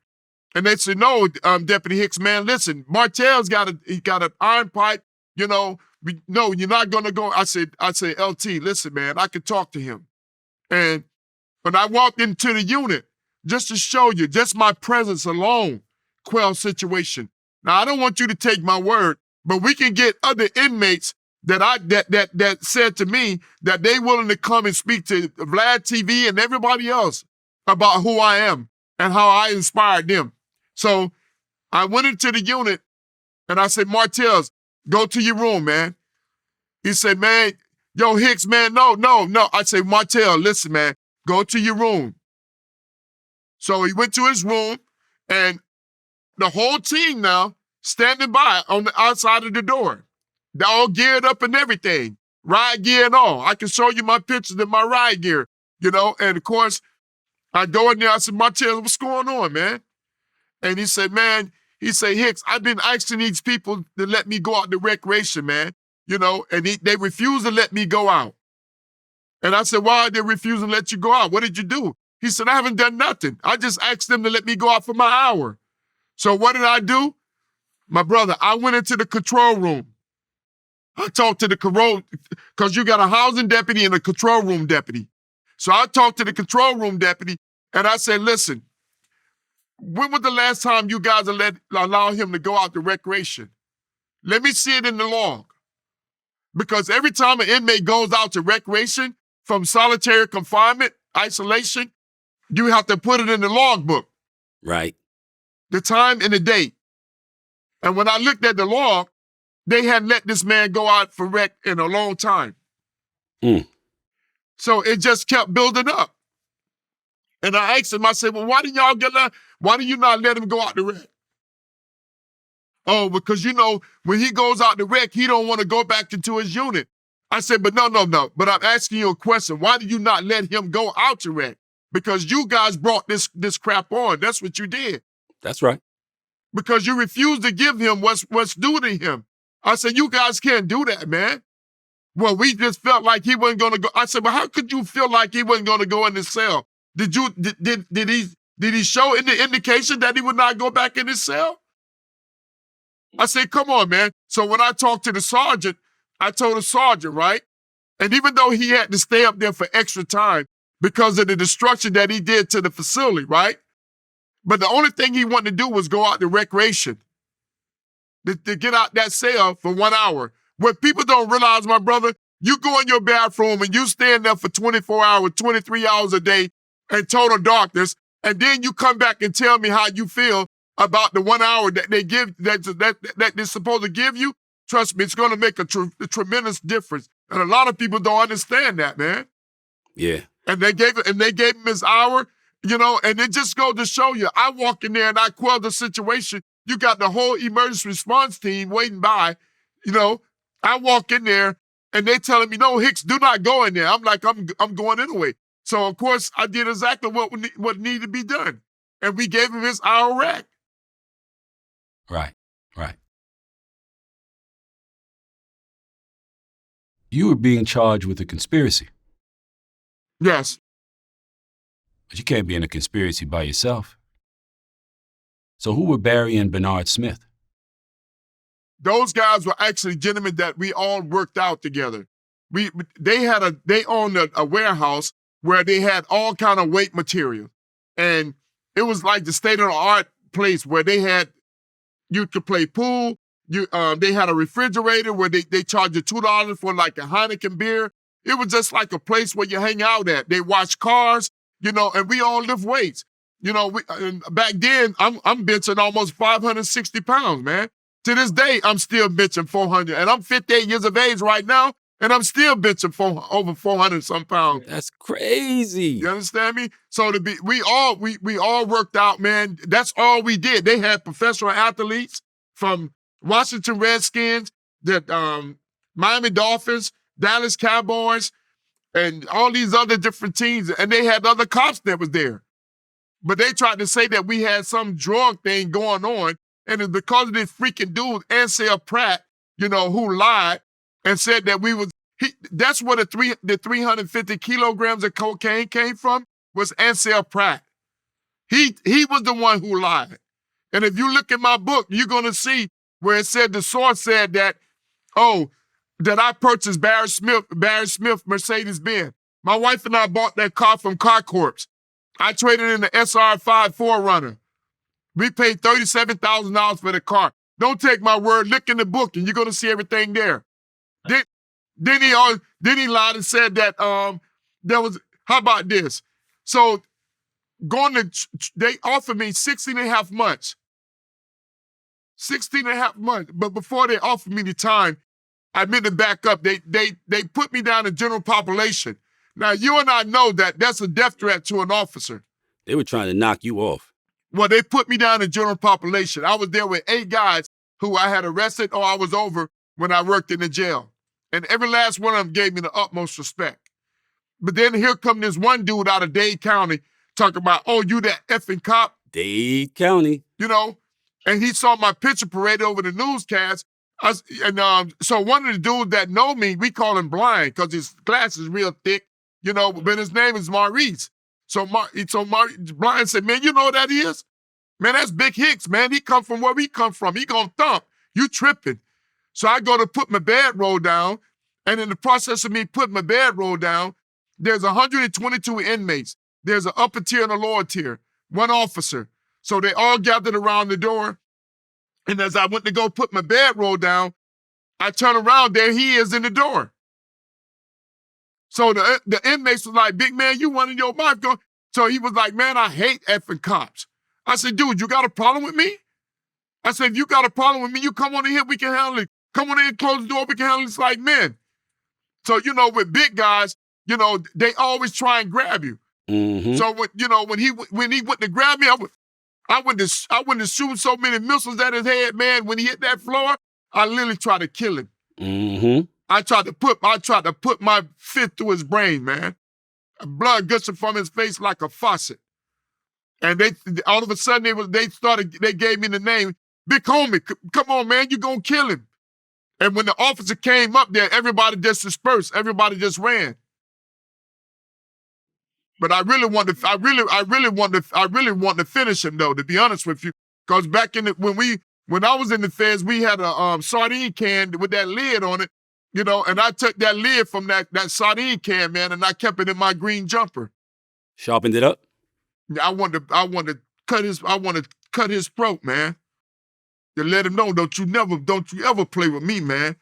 You crazy? Let me ask you, bro. The impact, psychologically and emotionally, from the experience you had, the betrayal, the paranoia that must have come from all the things that happened with people whom you were working with at one point, and then to be subjected to the conditions and circumstances that you just explained. How did you fare psychologically and emotionally, even up till today? I began to pray, man. And I begin to fast, and I begin to build a relationship with the Lord. And I think about my wife and my kids and my mother, and my close friends that have been there for me, And to this day, it inspired me. It motivated me. And I asked God, I said, Lord, why me? And God said, why not you? I need a good shepherd to go get my sheep and bring them unto me. He says, when all revenues has been exhausted, that's when I'll begin to manifest myself. Most people would have lost their mind if you hear just a fraction of the stuff that me and my wife and kids have gone through. But through it all, I truly believe that God gives his biggest battles to his strongest warriors. Right. And I'm humble as a dove, I'm vicious as a lion, but I feel like I'm an eagle. I don't run away from storms. Eagles fly into storms. I go into storms. That's right. I go into storms because the storm, it takes the eagle higher. So I ask God each and every day to take me higher so that I can be able to help others. Who is Ken Jenny? Ken Jenny is the former sheriff of the Broward Sheriff Office What's your history with him? He was actually our sheriff during the time. In 1999, this man gave me a Gold Cross Award when I risked my life doing an armed carjacking. And I didn't even know I walked into an armed carjacking. There was this taxi cab driver that picked up this young man, according to the report, off a Sistrunk. And when he got into the car, he had the taxi take him off of 21st Avenue in Oakland Park. He goes up to the apartment and retrieve a gun, come back downstairs and make the taxi cab driver get in the passenger seat. And he took the driver's seat. He was robbing the taxi cab. And of course, I happened to be coming down the street and the light was red. So when the light turned green, I saw the taxi merge into the fence. So I saw these two black guys fighting. So I said, I was in civilian clothing. And I said, let me just stop and break up this fight. So in the process of breaking up the fight, because they wrestled outside the car, I discovered they wrestled over 357 Magnum. One round went through the roof of the car. The subject took a chunk out of the victim's eye. But going back to my training, my thing was to secure that weapon. I took the gun from him. And I have the report even show. And of course, I got on the phone because the subject took off running. They both were saying, he's robbing me, he's robbing me. So me not knowing who's who, and when the subject took off running, I got on the phone and called communication, 911. And I advised a signal 041 that transpired, and I need to set up a perimeter. And of course, they later arrested that 18-year-old. Ken Jenny was the sheriff during the time. He gave me the Gold Cross Award. The very next year, 2000, June 15, 2000, he was the same sheriff that tried to put me away for natural life imprisonment. Exactly. Who is Bernard Brown III? Bernard Brown was the gentleman who actually arrested me. And of course, they come to find out that all the information they said I was giving, it led up to him. When they said I was giving confidential law enforcement information, FCIC, NCIC, because I took my case to trial. And this is after they offered me 16 and a half months. They said, you've been down for 11 and a half months. We'll give you 16 and a half months, but we want to give you a 5K1 and immunity if you testify against these other 6 people. I told them, I'm not testifying against nobody. If they did wrong, you're going to get them, but you're definitely not going to use me. I haven't done nothing wrong. So I told them, no, I'm not taking no time. So anyway, make a long story short, we get the trial on August 27th of 01. They chose all white jury, 11 whites, 1 black, and 1 black alternate. And during the course of trial, they begin to ask questions. Where are the drugs? No drugs. Where are the money? No money. So why is this man here? They lied and said I was giving confidential law enforcement information, FCIC, NCIC. Communication operator testified Mr. Hicks has not been running this information. Then they lied and said I was on audio tape. So when they played the tape for the jury and the judge, it was the same deputy who arrested me. It was Bernard Brown. And he was promoted to a higher rank. He was caught on surveillance tape, on the wiretap, having given confidential information to a non-law enforcement individual, and he was promoted? Yes, they always promoted to detectives, sergeants, lieutenants, captains, lieutenant colonels. They always promoted. So you could have taken the 16 months, and had you taken the 16 months, you'd already served 11. You'd have to serve another 5, but you would have had to make up a story that they would have had to give you the script for, since you didn't have any actual involvement with whomever they had charged with these illicit acts, if they were even involved with any illicit activity. And all your co-defendants were melanated people, right? Yes. And the thing about it is that what you just said is a lot of times that's what the system does. That's why I put in my book, so many people are forced to plea bargain to avoid facing an increasingly hard sentence because they cannot afford these high-power attorneys, so they take a plea. There is no taking no plea with me. If I'm wrong, if I'm guilty of something, then I'm guilty of it. If I'm right, I'm going to stand on right, man. You know what I mean? I'd rather for you to take my life because you're not going to convince me to say that I did something wrong that I know I didn't do. And I'm not going to go in there and lie on somebody else just because you want to give me a downward departure. And that's what a lot of these people do, man. Because, you know, when they telling you that you face for natural life imprisonment without possible parole, and they telling you that they're going to give you 16 and a half months, You've been down for 11 half months. You'll do 3 more months and go home.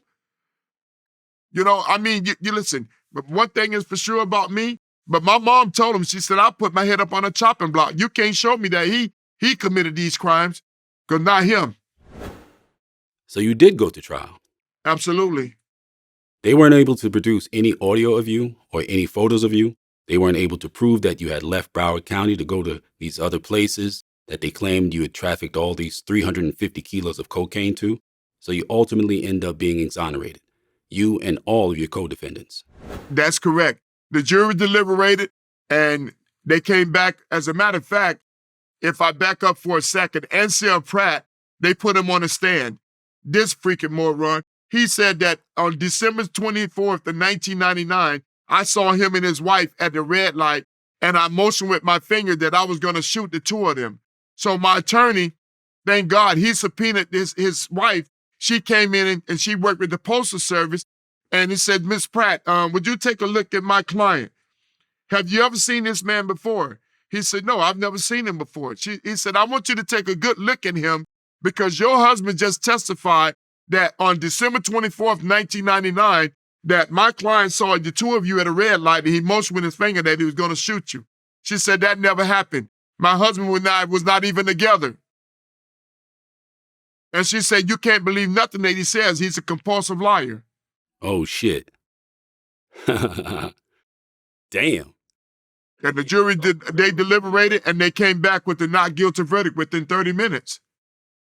So from the time you were arrested to the time you were exonerated in 30 minutes, how much time had passed? 16 and a half months to be exact. Okay, and how much did that cost the taxpayers approximately? A lot of money. Would you say upwards of about $2 million? If not more. Yeah. It's almost $30,000 a day to house an inmate, so. Not to mention all the other resources that have to be exerted as well, you know? So, wow. Exactly.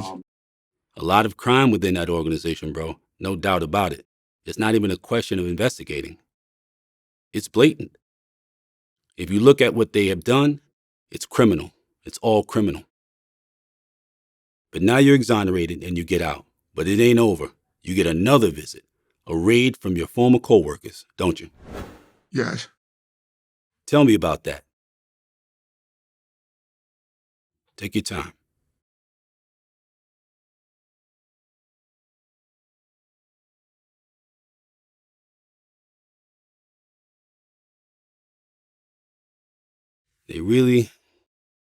They did a number on you.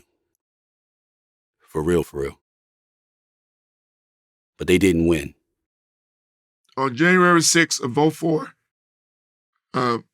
another 60-something cops stormed me at gunpoint again. And they said I was shooting at someone in my backyard. And my wife and I, we had gone to court dealing with a matter pertaining to the car.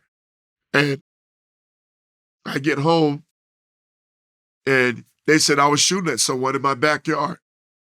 And all of a sudden, here come this black dude. He's telling me, put your effing hand behind your back. I said, man, if you put your freaking hand on me, one of us gonna leave here today. Yes, sir. So Dave Robshaw told him, he said, man, you know who that is? That's Deputy Hicks, man. That was one of our top deputies. And this black dude, he's showing out. Apparently he had just got on the force. So my neighbor, Lisa, she came across the street because she was a deputy, and she said, Raymond, come on, Raymond. I told her, I said, man, this is nothing but a repercussion of my civil case that I filed against the department and they're harassing me for no reason, So I'm there handcuffed in my backyard for almost 6 hours. And then eventually they convinced this black dude who called himself acting up, telling me that he gonna pepper spray me with mace. I told him, I said, I eat mace, And and finally they tell him, man, you know who that is, man? And then he comes over to me, the freaking handcuffs are cutting into my skin, because they got one set of cuffs. And to this day, I'm like 287 pounds, almost 290 right now. I couldn't get my arms in back of me. So the cuffs are cut into my skin. So all of a sudden, a white dude showed up in the yard. So I told my wife, I said, go show him the documents showing that we was in court. As a matter of fact, one of the sergeants who lived down the street with me, Bernard McCormick, he came down the street because he saw the commotion, you know. And when my wife presented the documents to this this lieutenant or captain, within seconds they dissipated. They were all gone within seconds. So they later charged me through the mail saying I discharged a firearm. So of course I took that case to trial in Deerfield in front of Honorable Stephen DeLuca, and he said, "We're the victim. We don't have a victim. Did you do a ballistic test? No. Where the bullet casing? We don't have any." He said, "So where's this officer that generated this probable cause affidavit? He no longer worked for the department." So he says, "Well, wait a minute. You the state prosecutor.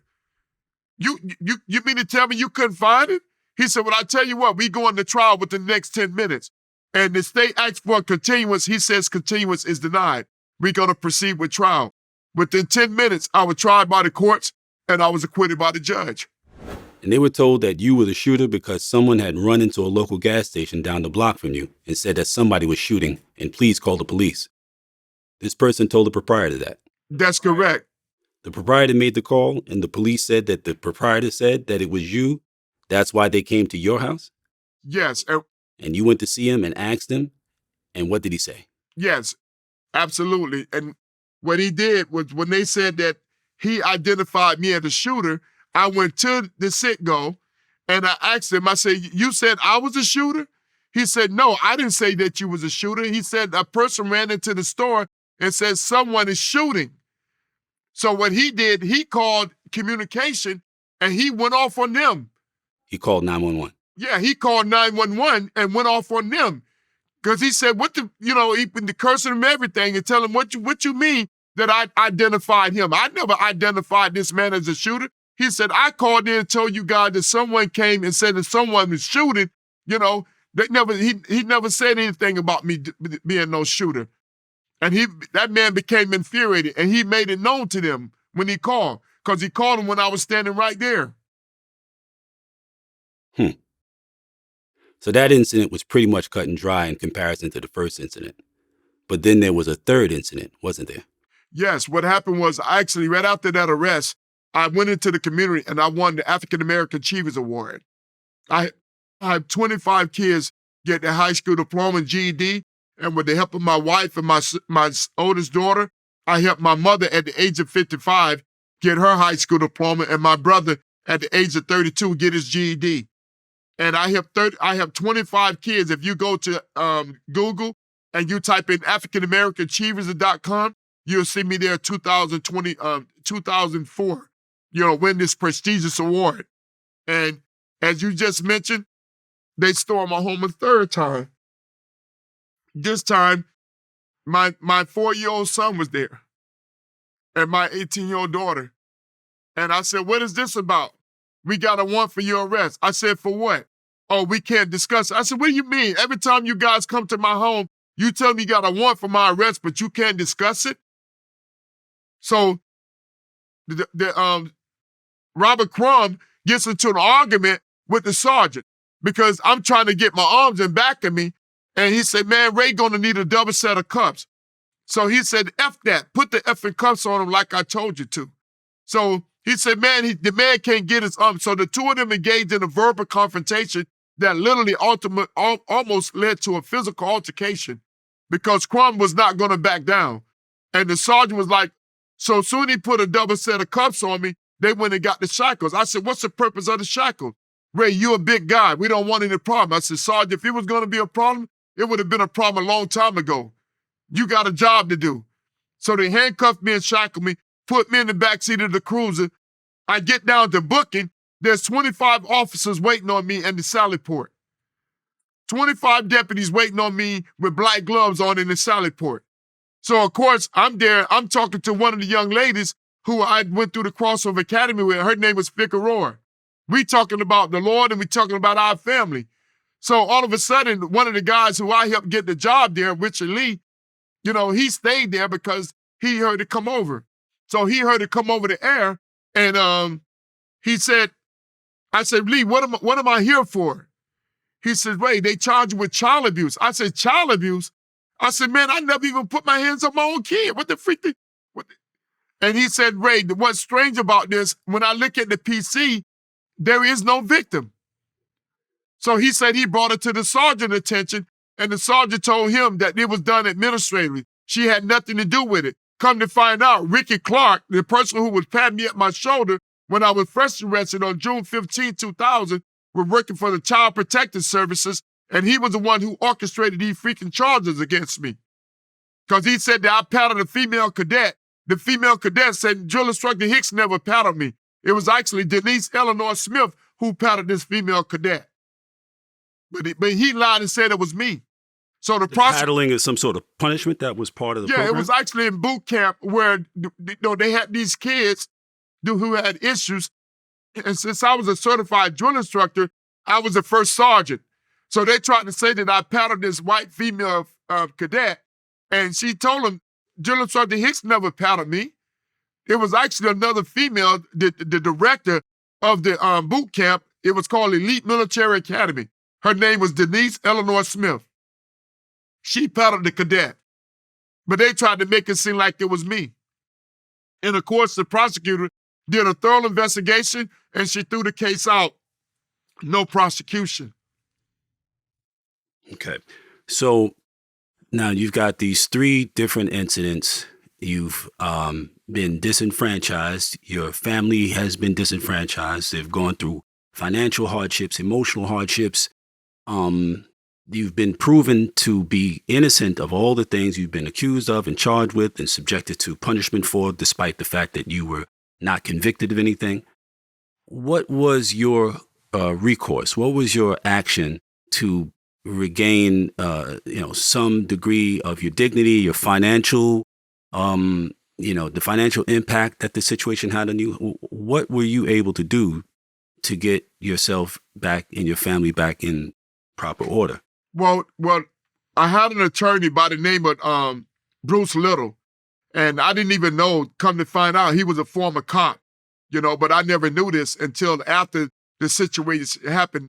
I also went to the union, the FOPE, and I asked them if they would represent me, and they told me no, they was not going to represent me. I said, but you guys been taking my money every 2 weeks, but they said because of the complexity of the case, they didn't want nothing to do with it. So finally, Bruce Little said, well, okay, I represent you at arbitration. And at arbitration, we filed for malicious prosecution, false arrest, imprisonment, a violation of my constitutional civil rights, supervision, retention, destruction of evidence. So during the arbitration, I took 2 articles. It says ex-deputy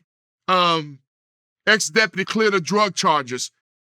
And it also said ex-deputy fight for reinstatement. They promised to give me my job back in 2 weeks, but they refused to give me my job back, but they continue with the harassment as I just indicated to you. So therefore, the arbitrator listening to the case, and when he looked at the articles, because I put them right in front of him, the counsel for the sheriff, Carmen Rodriguez, she basically called my attorney outside and said, hey, we're going to go ahead and give him what he's asking for. So me being under duress and trusting my lawyer, they gave me $100,000 payable to the trust account of Bruce Little, PA, where he took 40% of my back pay. He took 40% of my money. The $100,000 that they gave me for my back pay, he took 40% of that money. He should have never took a dime of that money because that was my back pay. And he was the same lawyer that filed for malicious prosecution, false arrest, imprisonment, a violation of my constitutional civil rights, supervision, retention, and destruction of evidence. So finally, they called me in, well, we're going to go to mediation.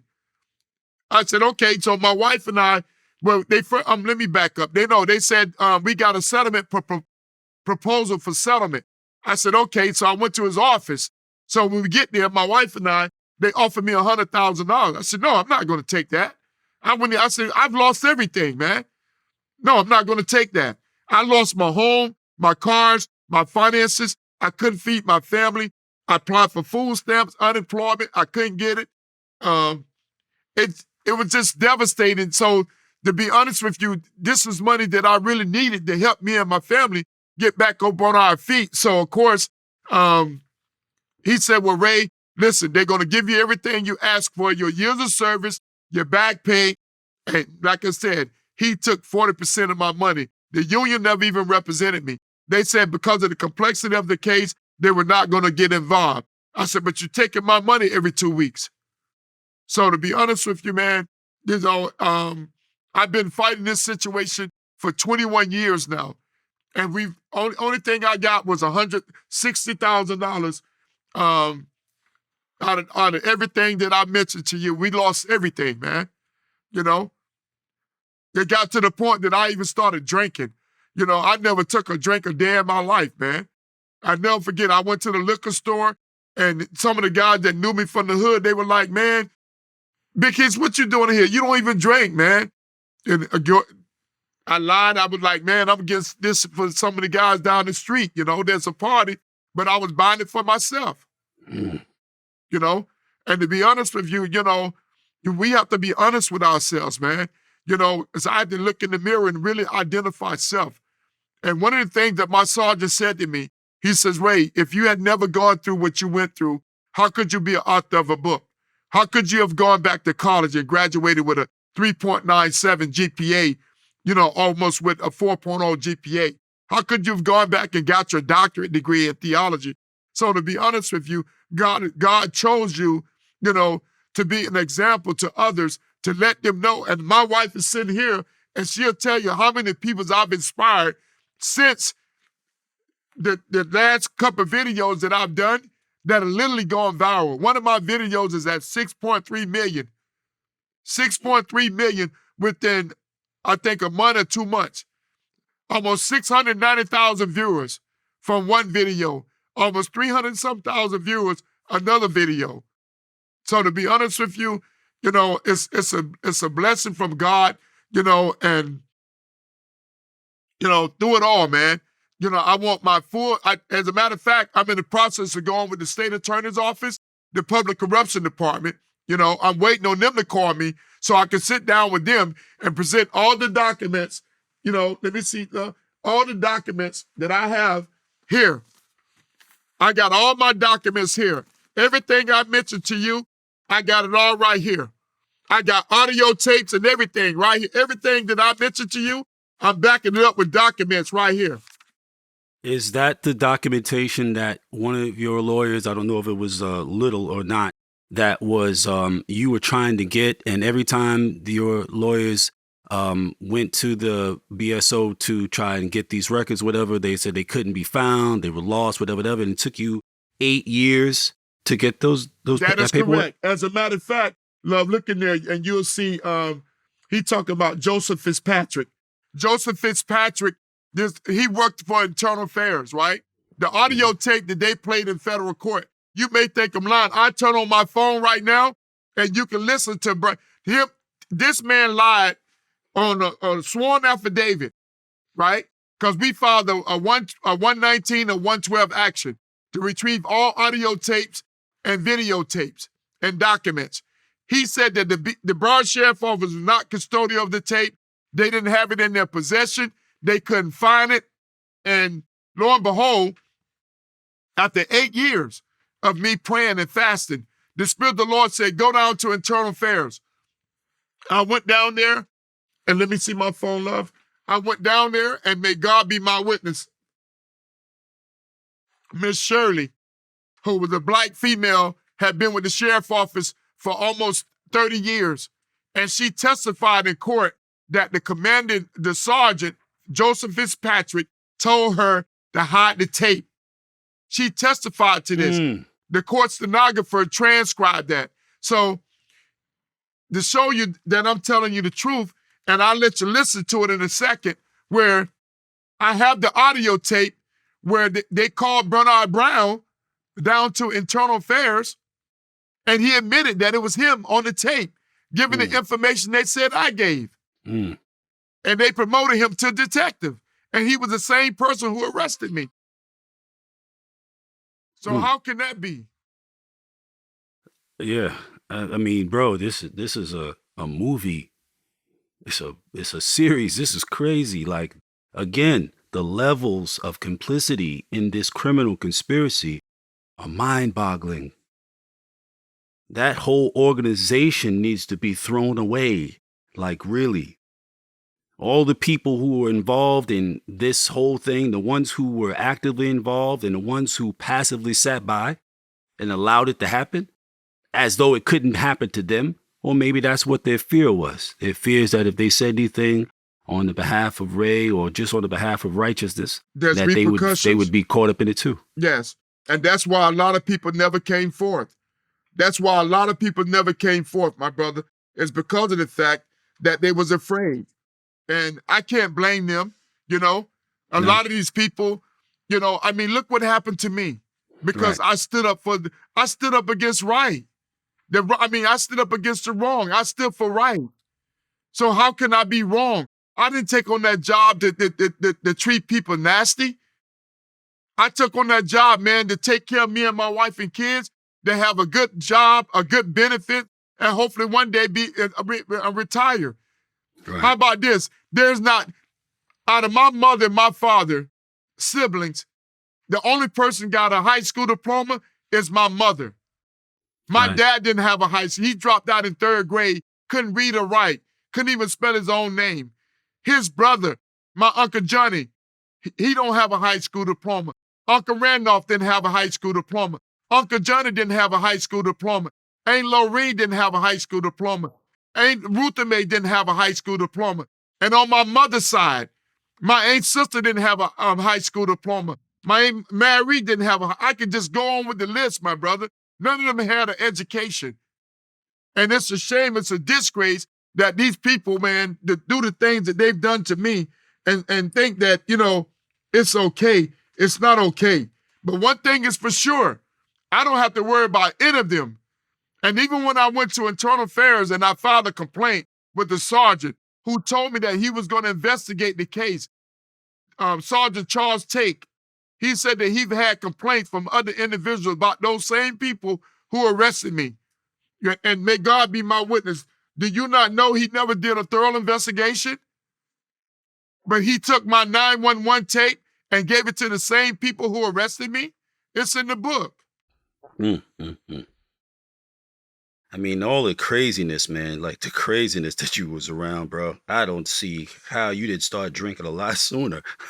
Well, I mean, one thing is for sure. Not to make light of it. I mean, the gambling, the planting drugs, the taking payment from people suspected of committing crimes, of falsifying documents, the theft of over $500,000 of inmate commissary by your coworkers, the Broward County Sheriff's Office. I mean, bro, like what the, bro? Exactly. And know what? How about this? When I came home, I went back and did my own investigation. Because once I got my investigative license, I did my own investigation. Would you believe that every time they said I was going to these various states, I was at work? That's crazy too. I mean, how are you going to put something on someone and put them in a certain time, space, and a place, and you're part of the organization that they're part of? You know exactly where they are at that time. What type of stupidity is that? And that's the thing, and that's why I thank God for Sergeant Booker. You know, that's another brother that I love, man. You know, him and King, you know, some of these people that have actually been there by my side. My mother's 73 years of age right now, my brother. And Bless her. And she's still trying to find a job. Oh, wow. You understand me? 73 years of age right now, and she's trying to find a job, you know, when in fact, because the Social Security is not enough to take care of her. So therefore, my wife and I, we do our best to take care of her. And I'm saying to myself, this is crazy. But let me show you something. Look. Statement taken by Sergeant Joseph Fitzpatrick of the Broward Sheriff's Office. I'm the lead investigator in charge of this internal investigation. You are being questioned as a subject employed in an official investigation by the Broward Sheriff's Office. The statement will be taken in reference to Office of Professional Compliance case number, and I'll give that to you in a few minutes. Actually, hang on 1 minute.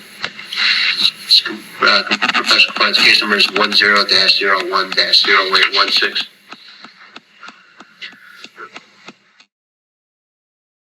Regarding complaints been made against you that you detect that you violate policy procedures of the Broward Sheriff's Office.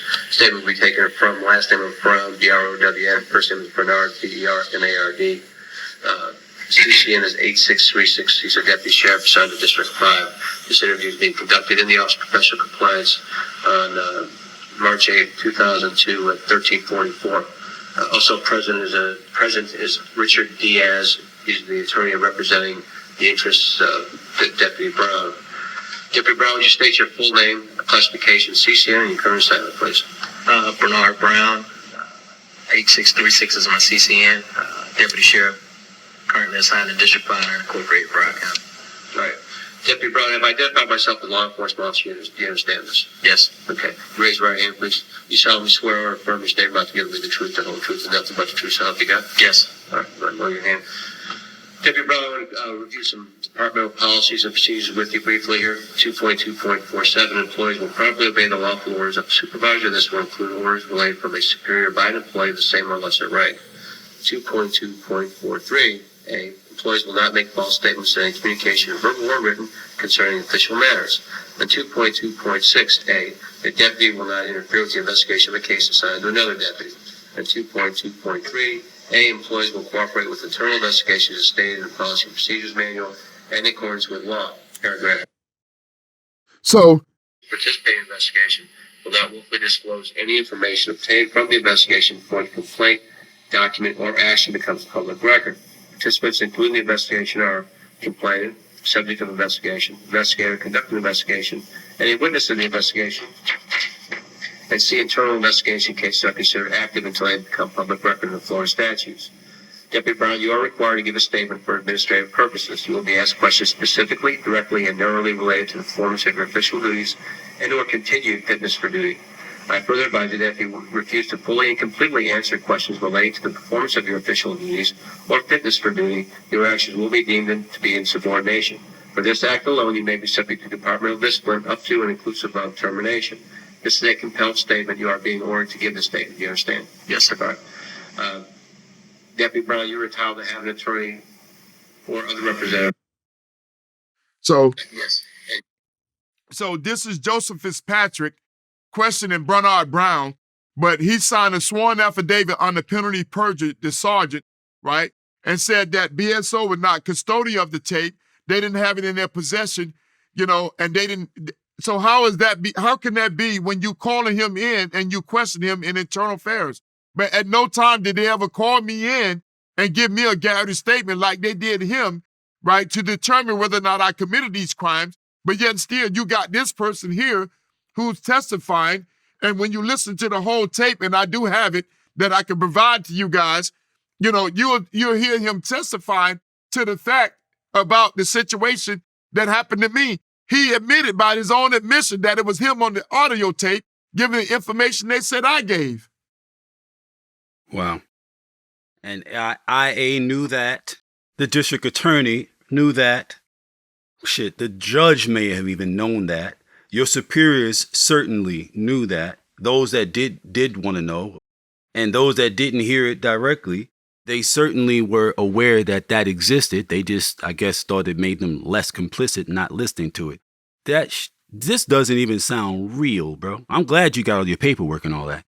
The idea that there could be this degree of corruption in a major law enforcement organization is one of the most disturbing things that any person who's living a normal life in this society could hear, bro. The only people who want to hear that this type of thing is going on within a law enforcement organization are criminals, because it makes it more likely that they will be able to continue to do what they do without, any type of interdiction or interruption. You know what I mean? Like, that's crazy, bro.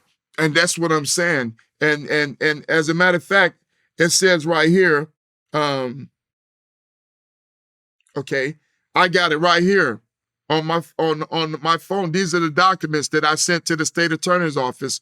It says here, Raymond Hicks, plaintiff versus Kenneth C. Jennett as sheriff for Broward County. It says, the state of Florida, the county of Broward. Before me resigned, and then it goes on. But I have the document right here that I was just telling you about with Joseph Fitzpatrick with his signature. Here's the document, and with his signature right here, stating that BSO was not custodial of the tape, they couldn't find it, and it was not in their possession. I'll read it to you. It says, before me, the undersigned authority personally appeared Joseph Fitzpatrick, who being by me first duly sworn on oath, deposed and says as follows. My name is Joseph Fitzpatrick. I am employed as a sworn law enforcement officer with the Broward Sheriff Office. I presently am the commander. He got promoted to commander of Internal Affairs Division at the Broward Sheriff Office. I have personal knowledge of the facts contained herein. The Broward Sheriff Office, through its Internal Affairs Division, as well as through the Records Division and Risk Management Division, has searched for the audio tape recording, which is the subject plaintiff, the plaintiff April 5th, 2006 motion to compel and subsequent orders. The Broward Sheriff Office has not located the tape and is not presently in possession, custody, or control of the tape. The Broward Sheriff Office previously has produced a plaintiff all relevant tape recordings in its possession, custody, and control. Further affirm, and it says here with his and this is actually signed under penalty of perjury with his signature at the bottom. Yeah, that's crazy. That's perjury, bro. So how could he say that the Broward Sheriff Office did not have the tape in their possession, and the risk management and the Division of Internal Affairs was not custodian of the tape, when in fact you called him in there and I just played the tape for you. Mm-hmm. Yet he was promoted instead of being fired and then charged. Absolutely. He went from a sergeant to a commander of Internal Affairs. Now, that means he now has people under his command. That is how the cancer spreads. Exactly. And that's why, like I explained to my wife and family, these people have literally wanted to kill me, man.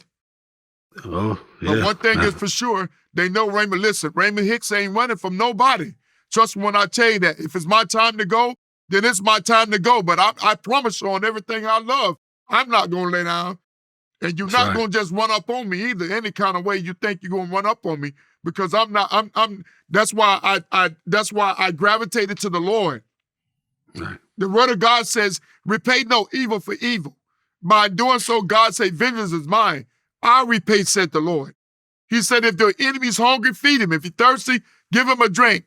By doing so, God said, it's like taking hot coals and placing them on the top of their head. So to be honest with you, listen, one thing is for sure about me, it's not my fight. It's not my fight. I'm like little David, who was a sheep herder that went up against Goliath. Goliath is the Broward Sheriff Office. They're a lot bigger than I am, just like Goliath was a lot bigger than David. But what they don't realize, my brother, and I tell you as a brother that love and respect both of you, is they fighting against my Lord and Savior Jesus Christ. And God is bigger than any man or any situation that exists on the face of this earth. So they can continue to try and do what they're going to do to me. And as they continue to try and destroy me, I'm going to continue to help save lives. And I'm going to stay on my knees praying. My man. Do you still live in Broward? Absolutely. Absolutely. I'm not going anywhere. How do your children feel about law enforcement today? They can't stand them. Understandable. That's not right. Bro, it's not. It's not. But you stick to it. You show them what they're supposed to be, how they're supposed to be. You show the people whom you come into contact with, the people who will watch this and all the other things that you put out there, people who will read I'm Still Standing, your book, and be the example in the shining light that you were afforded the opportunity to survive your experiences in order to be. Well, I can tell you, my brother, I'm so proud of my kids. I'm proud of my wife, my mother, my kids, the people who stuck by me and my family. You know, I'm proud of those individuals, man. And it's just amazing to me because all of my kids have graduated high school. All of my kids have actually watched me be drug out of my home with handcuffed and shackles. And every last one of them have graduated high school and college with honors. My oldest daughter, she's 36 years of age. She's getting ready to get her doctorate degree right now at Nova Southeast University. She got a master's at Nova. She graduated magna cum laude. And she's a school teacher. She got a bachelor's degree at FAU. My youngest daughter graduated from Florida A&M with honors. She's a school teacher. My son, who was 4 years of age, he just got on with the United States Department of Homeland Security, through TSA at 20 years of age. My wife and I have been married for 37 years now, 39 years altogether. They made me stronger. Yeah. Yeah. Yeah, that's awesome, brother. They made me stronger, man. It took all of them to bring what they brought, and it still wasn't enough. No. But I wish they could, back in the days, I wish they could have took us, man, and put each one of us in a room and made the best man win. Yes, sir. Yes, sir. You understand me? Yes, sir. May the best man win. The best man did win. Yeah. And will continue to win. Absolutely. You know why? Because I got people like Jason. I got people like, I could just keep on going on with the name Brian and all these other individuals that I've come in contact with. My wife would tell you, I'm talking about police officers who were contacting me that saw my video that was literally on the urge of taking their own lives. But I told them, I said, I got your 6, man. I got your 6. I'm going to stay on this phone until you get yourself together, man. I said, because look at me. I lost everything. I couldn't even feed my family. I applied for food stamps and unemployment, man. I couldn't even get it. I had to scrape up every nickel, quarter, dime, and penny to put food on my table. But through it all, and I prayed and I said, Lord, you said in your word that you've never seen the righteous forsaken nor his seed begging bread. And the Spirit of the Lord said, go to the flea market. I went to the flea market and the brother gave me 3 $100 bills. A gentleman who I actually helped when he came through the county jail. And he remembered me. He said, Big Hicks, what's going on, man? I went to the flea market to see if I could run into a friend where I could borrow a couple of dollars to put food on my table, man. And ran into him, and he gave me 3 $100 bills, the Father, the Son, and the Holy Spirit. And I say this and I'll shut up. My wife and I, we just went to the conclave because I'm actually a member of Phi Beta Sigma of Gamma Gamma Sigma here in Fort Lauderdale.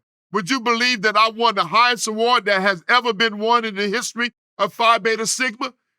I won 2 awards within 1 year. And it has never ever been done in the history of Phi Beta Sigma. And to be honest with you, my brother, when I tell you it was so hard for me, my kids, my wife, they thought I was going through undergrad because it was just that hard. But I was determined. And at one point, I was going to give up. And I said, no, I cannot give up. Because when you talk about culture for service and service for humanity, that's who I am. That's who I am.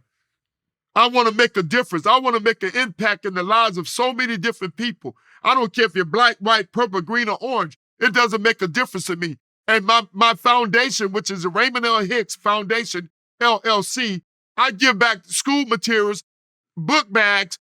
It's a big cookout, hamburgers, hot dogs, Coke, waters, juice, and everything else to the kids right now. I've been doing it for the last 8 years. And I work paycheck to paycheck, my brother. But I make it possible for me to do for these kids. You know why? Because I'm that same kid that grew up in the hood. My clothes came from the World Thrift. I went to bed with a ketchup sandwich, a mayonnaise sandwich. My mother worked 2 jobs.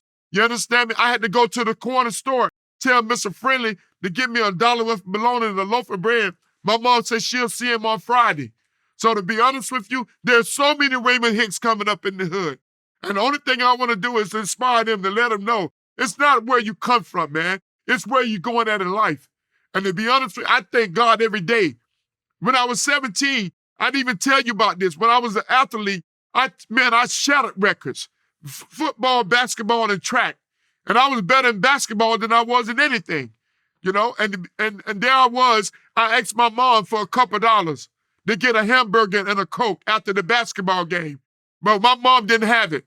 She scraped all the change that she could muster up, and she made 2 peanut butter sandwiches and put it in the Piggly Wiggly bag, the brown paper bag, and she wrapped it up for me. And I put it in my bag where I had my clothes and everything. When everybody got off the bus going to McDonald's, I stayed on the bus. I didn't even have enough money to get me a drink. So I stayed on the bus and I ate my peanut butter sandwiches until the coach found out about it. Coach Ron Davenport, he says, Ray, from this point on, you get off this bus. I'm going to pay for your dinner. When I went to college, my mom had to scrape up $99. I got on that bus for 3 days and 3 nights. I had no food, no water, no nothing. Only thing I had was a black Foot Locker. And I got on that bus, and I stayed there for 3 days and 3 nights on that Greyhound bus, going to Missouri. And when we got to Nashville, Tennessee, there was an older white lady. She said, young man, you've been on this bus for the last 3 days and 3 nights with me, and I haven't seen you eat anything. But my mother always said to me as a kid, if you're hungry, go in there and drink a lot of water, because that water gonna make you feel full.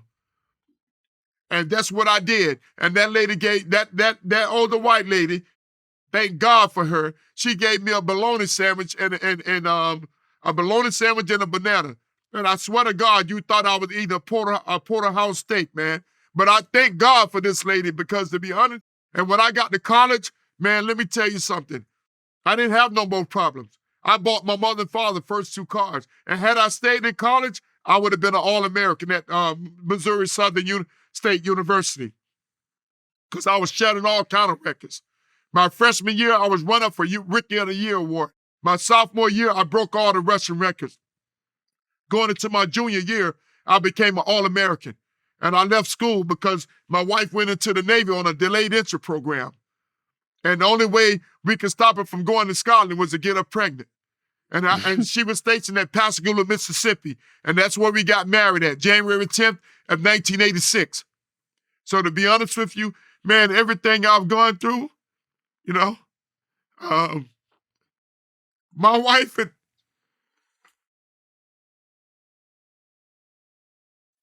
It's all right, brother. I tell you, don't put your hands on me, man. You know, I don't care who you are. Brother, cousin, uncle, sister, they don't make a difference.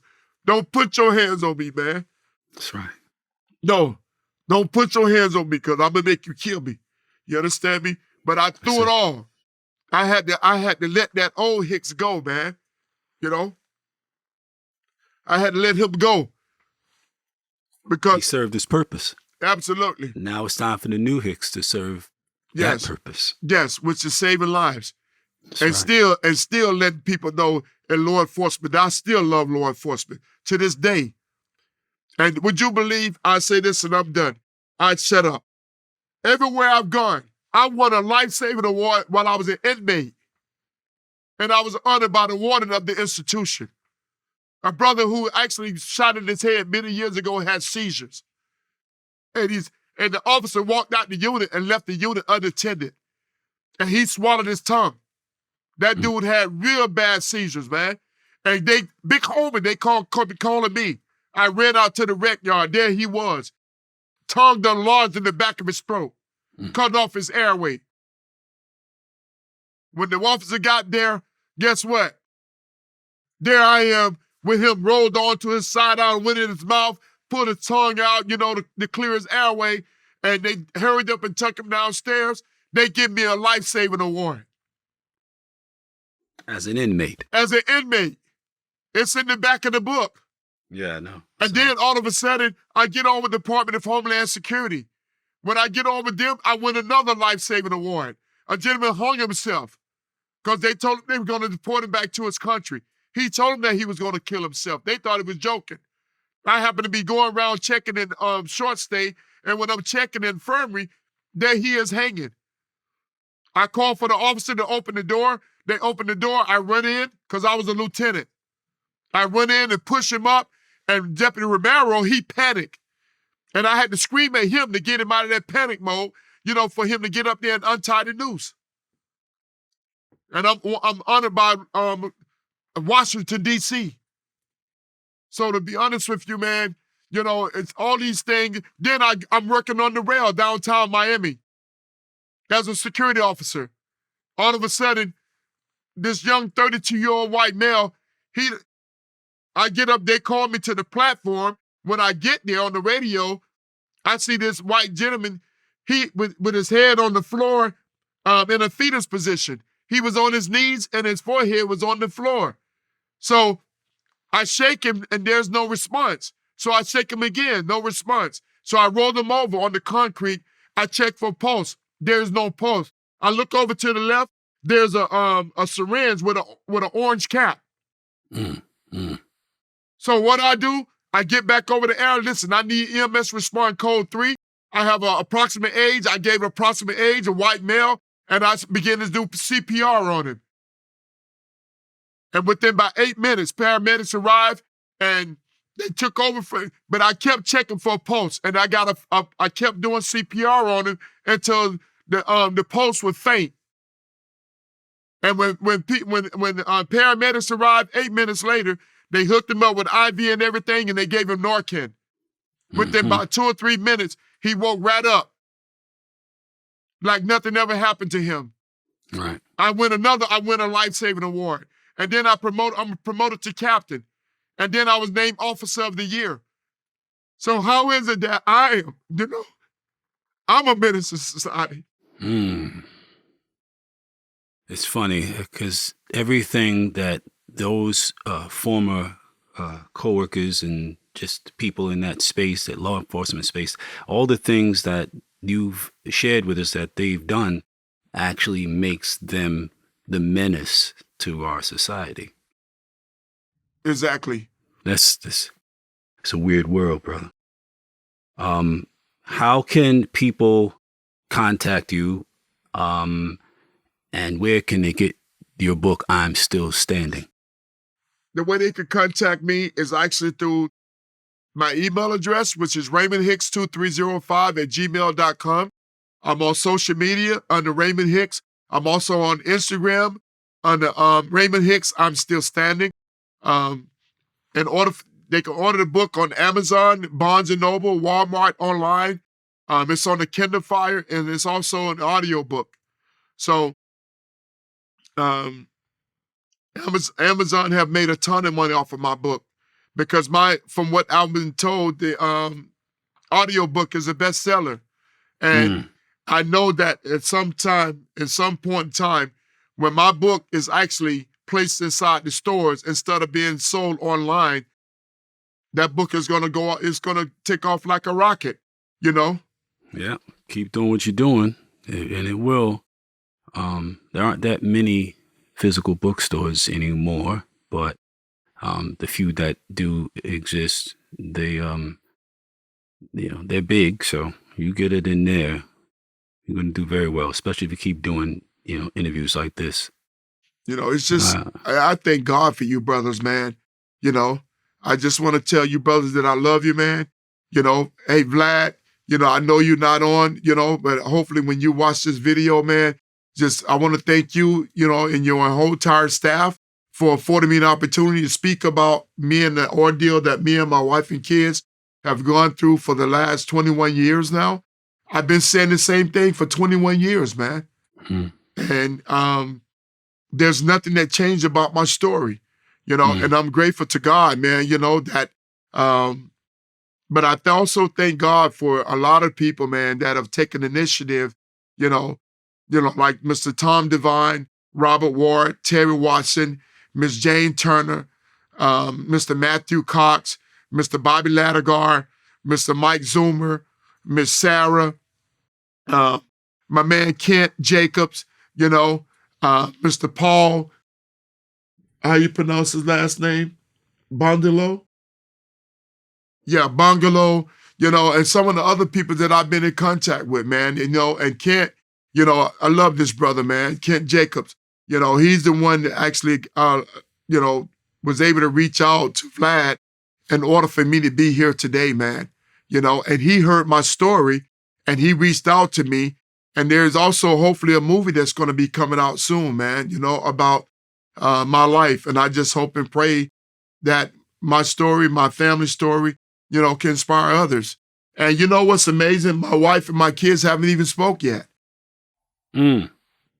I can only imagine when they speak. That's going to be heavy. Yes. I thank you, my brother. You travel wisely. Yes, sir. Thank you so much, my brother, man. I love you. And you continue to do what you're doing, man. It's a wonderful job. And trust me, you're destined for this, for what you're doing. And the reason why I say that is because, number one, you did your research. I could tell that you did your research in reference to before you and I even spoke, Mm-hmm. And not only that, you're very articulate with your words and how you speak, man, So I know that God will continue to take you to levels that you hadn't seen before. And I say the same thing to you that I said to Matthew Cox. I told Matt, you don't have to go back the way that you came. I said, because God is going to take you to levels that you've never seen before. So I just want to say to you all, man, blessing to VladTV, and each and every last one of you brothers, man, and I pray that God continue to bless you guys' platform. Thank you so much for this opportunity. Love you back, my brother. Peace. Peace.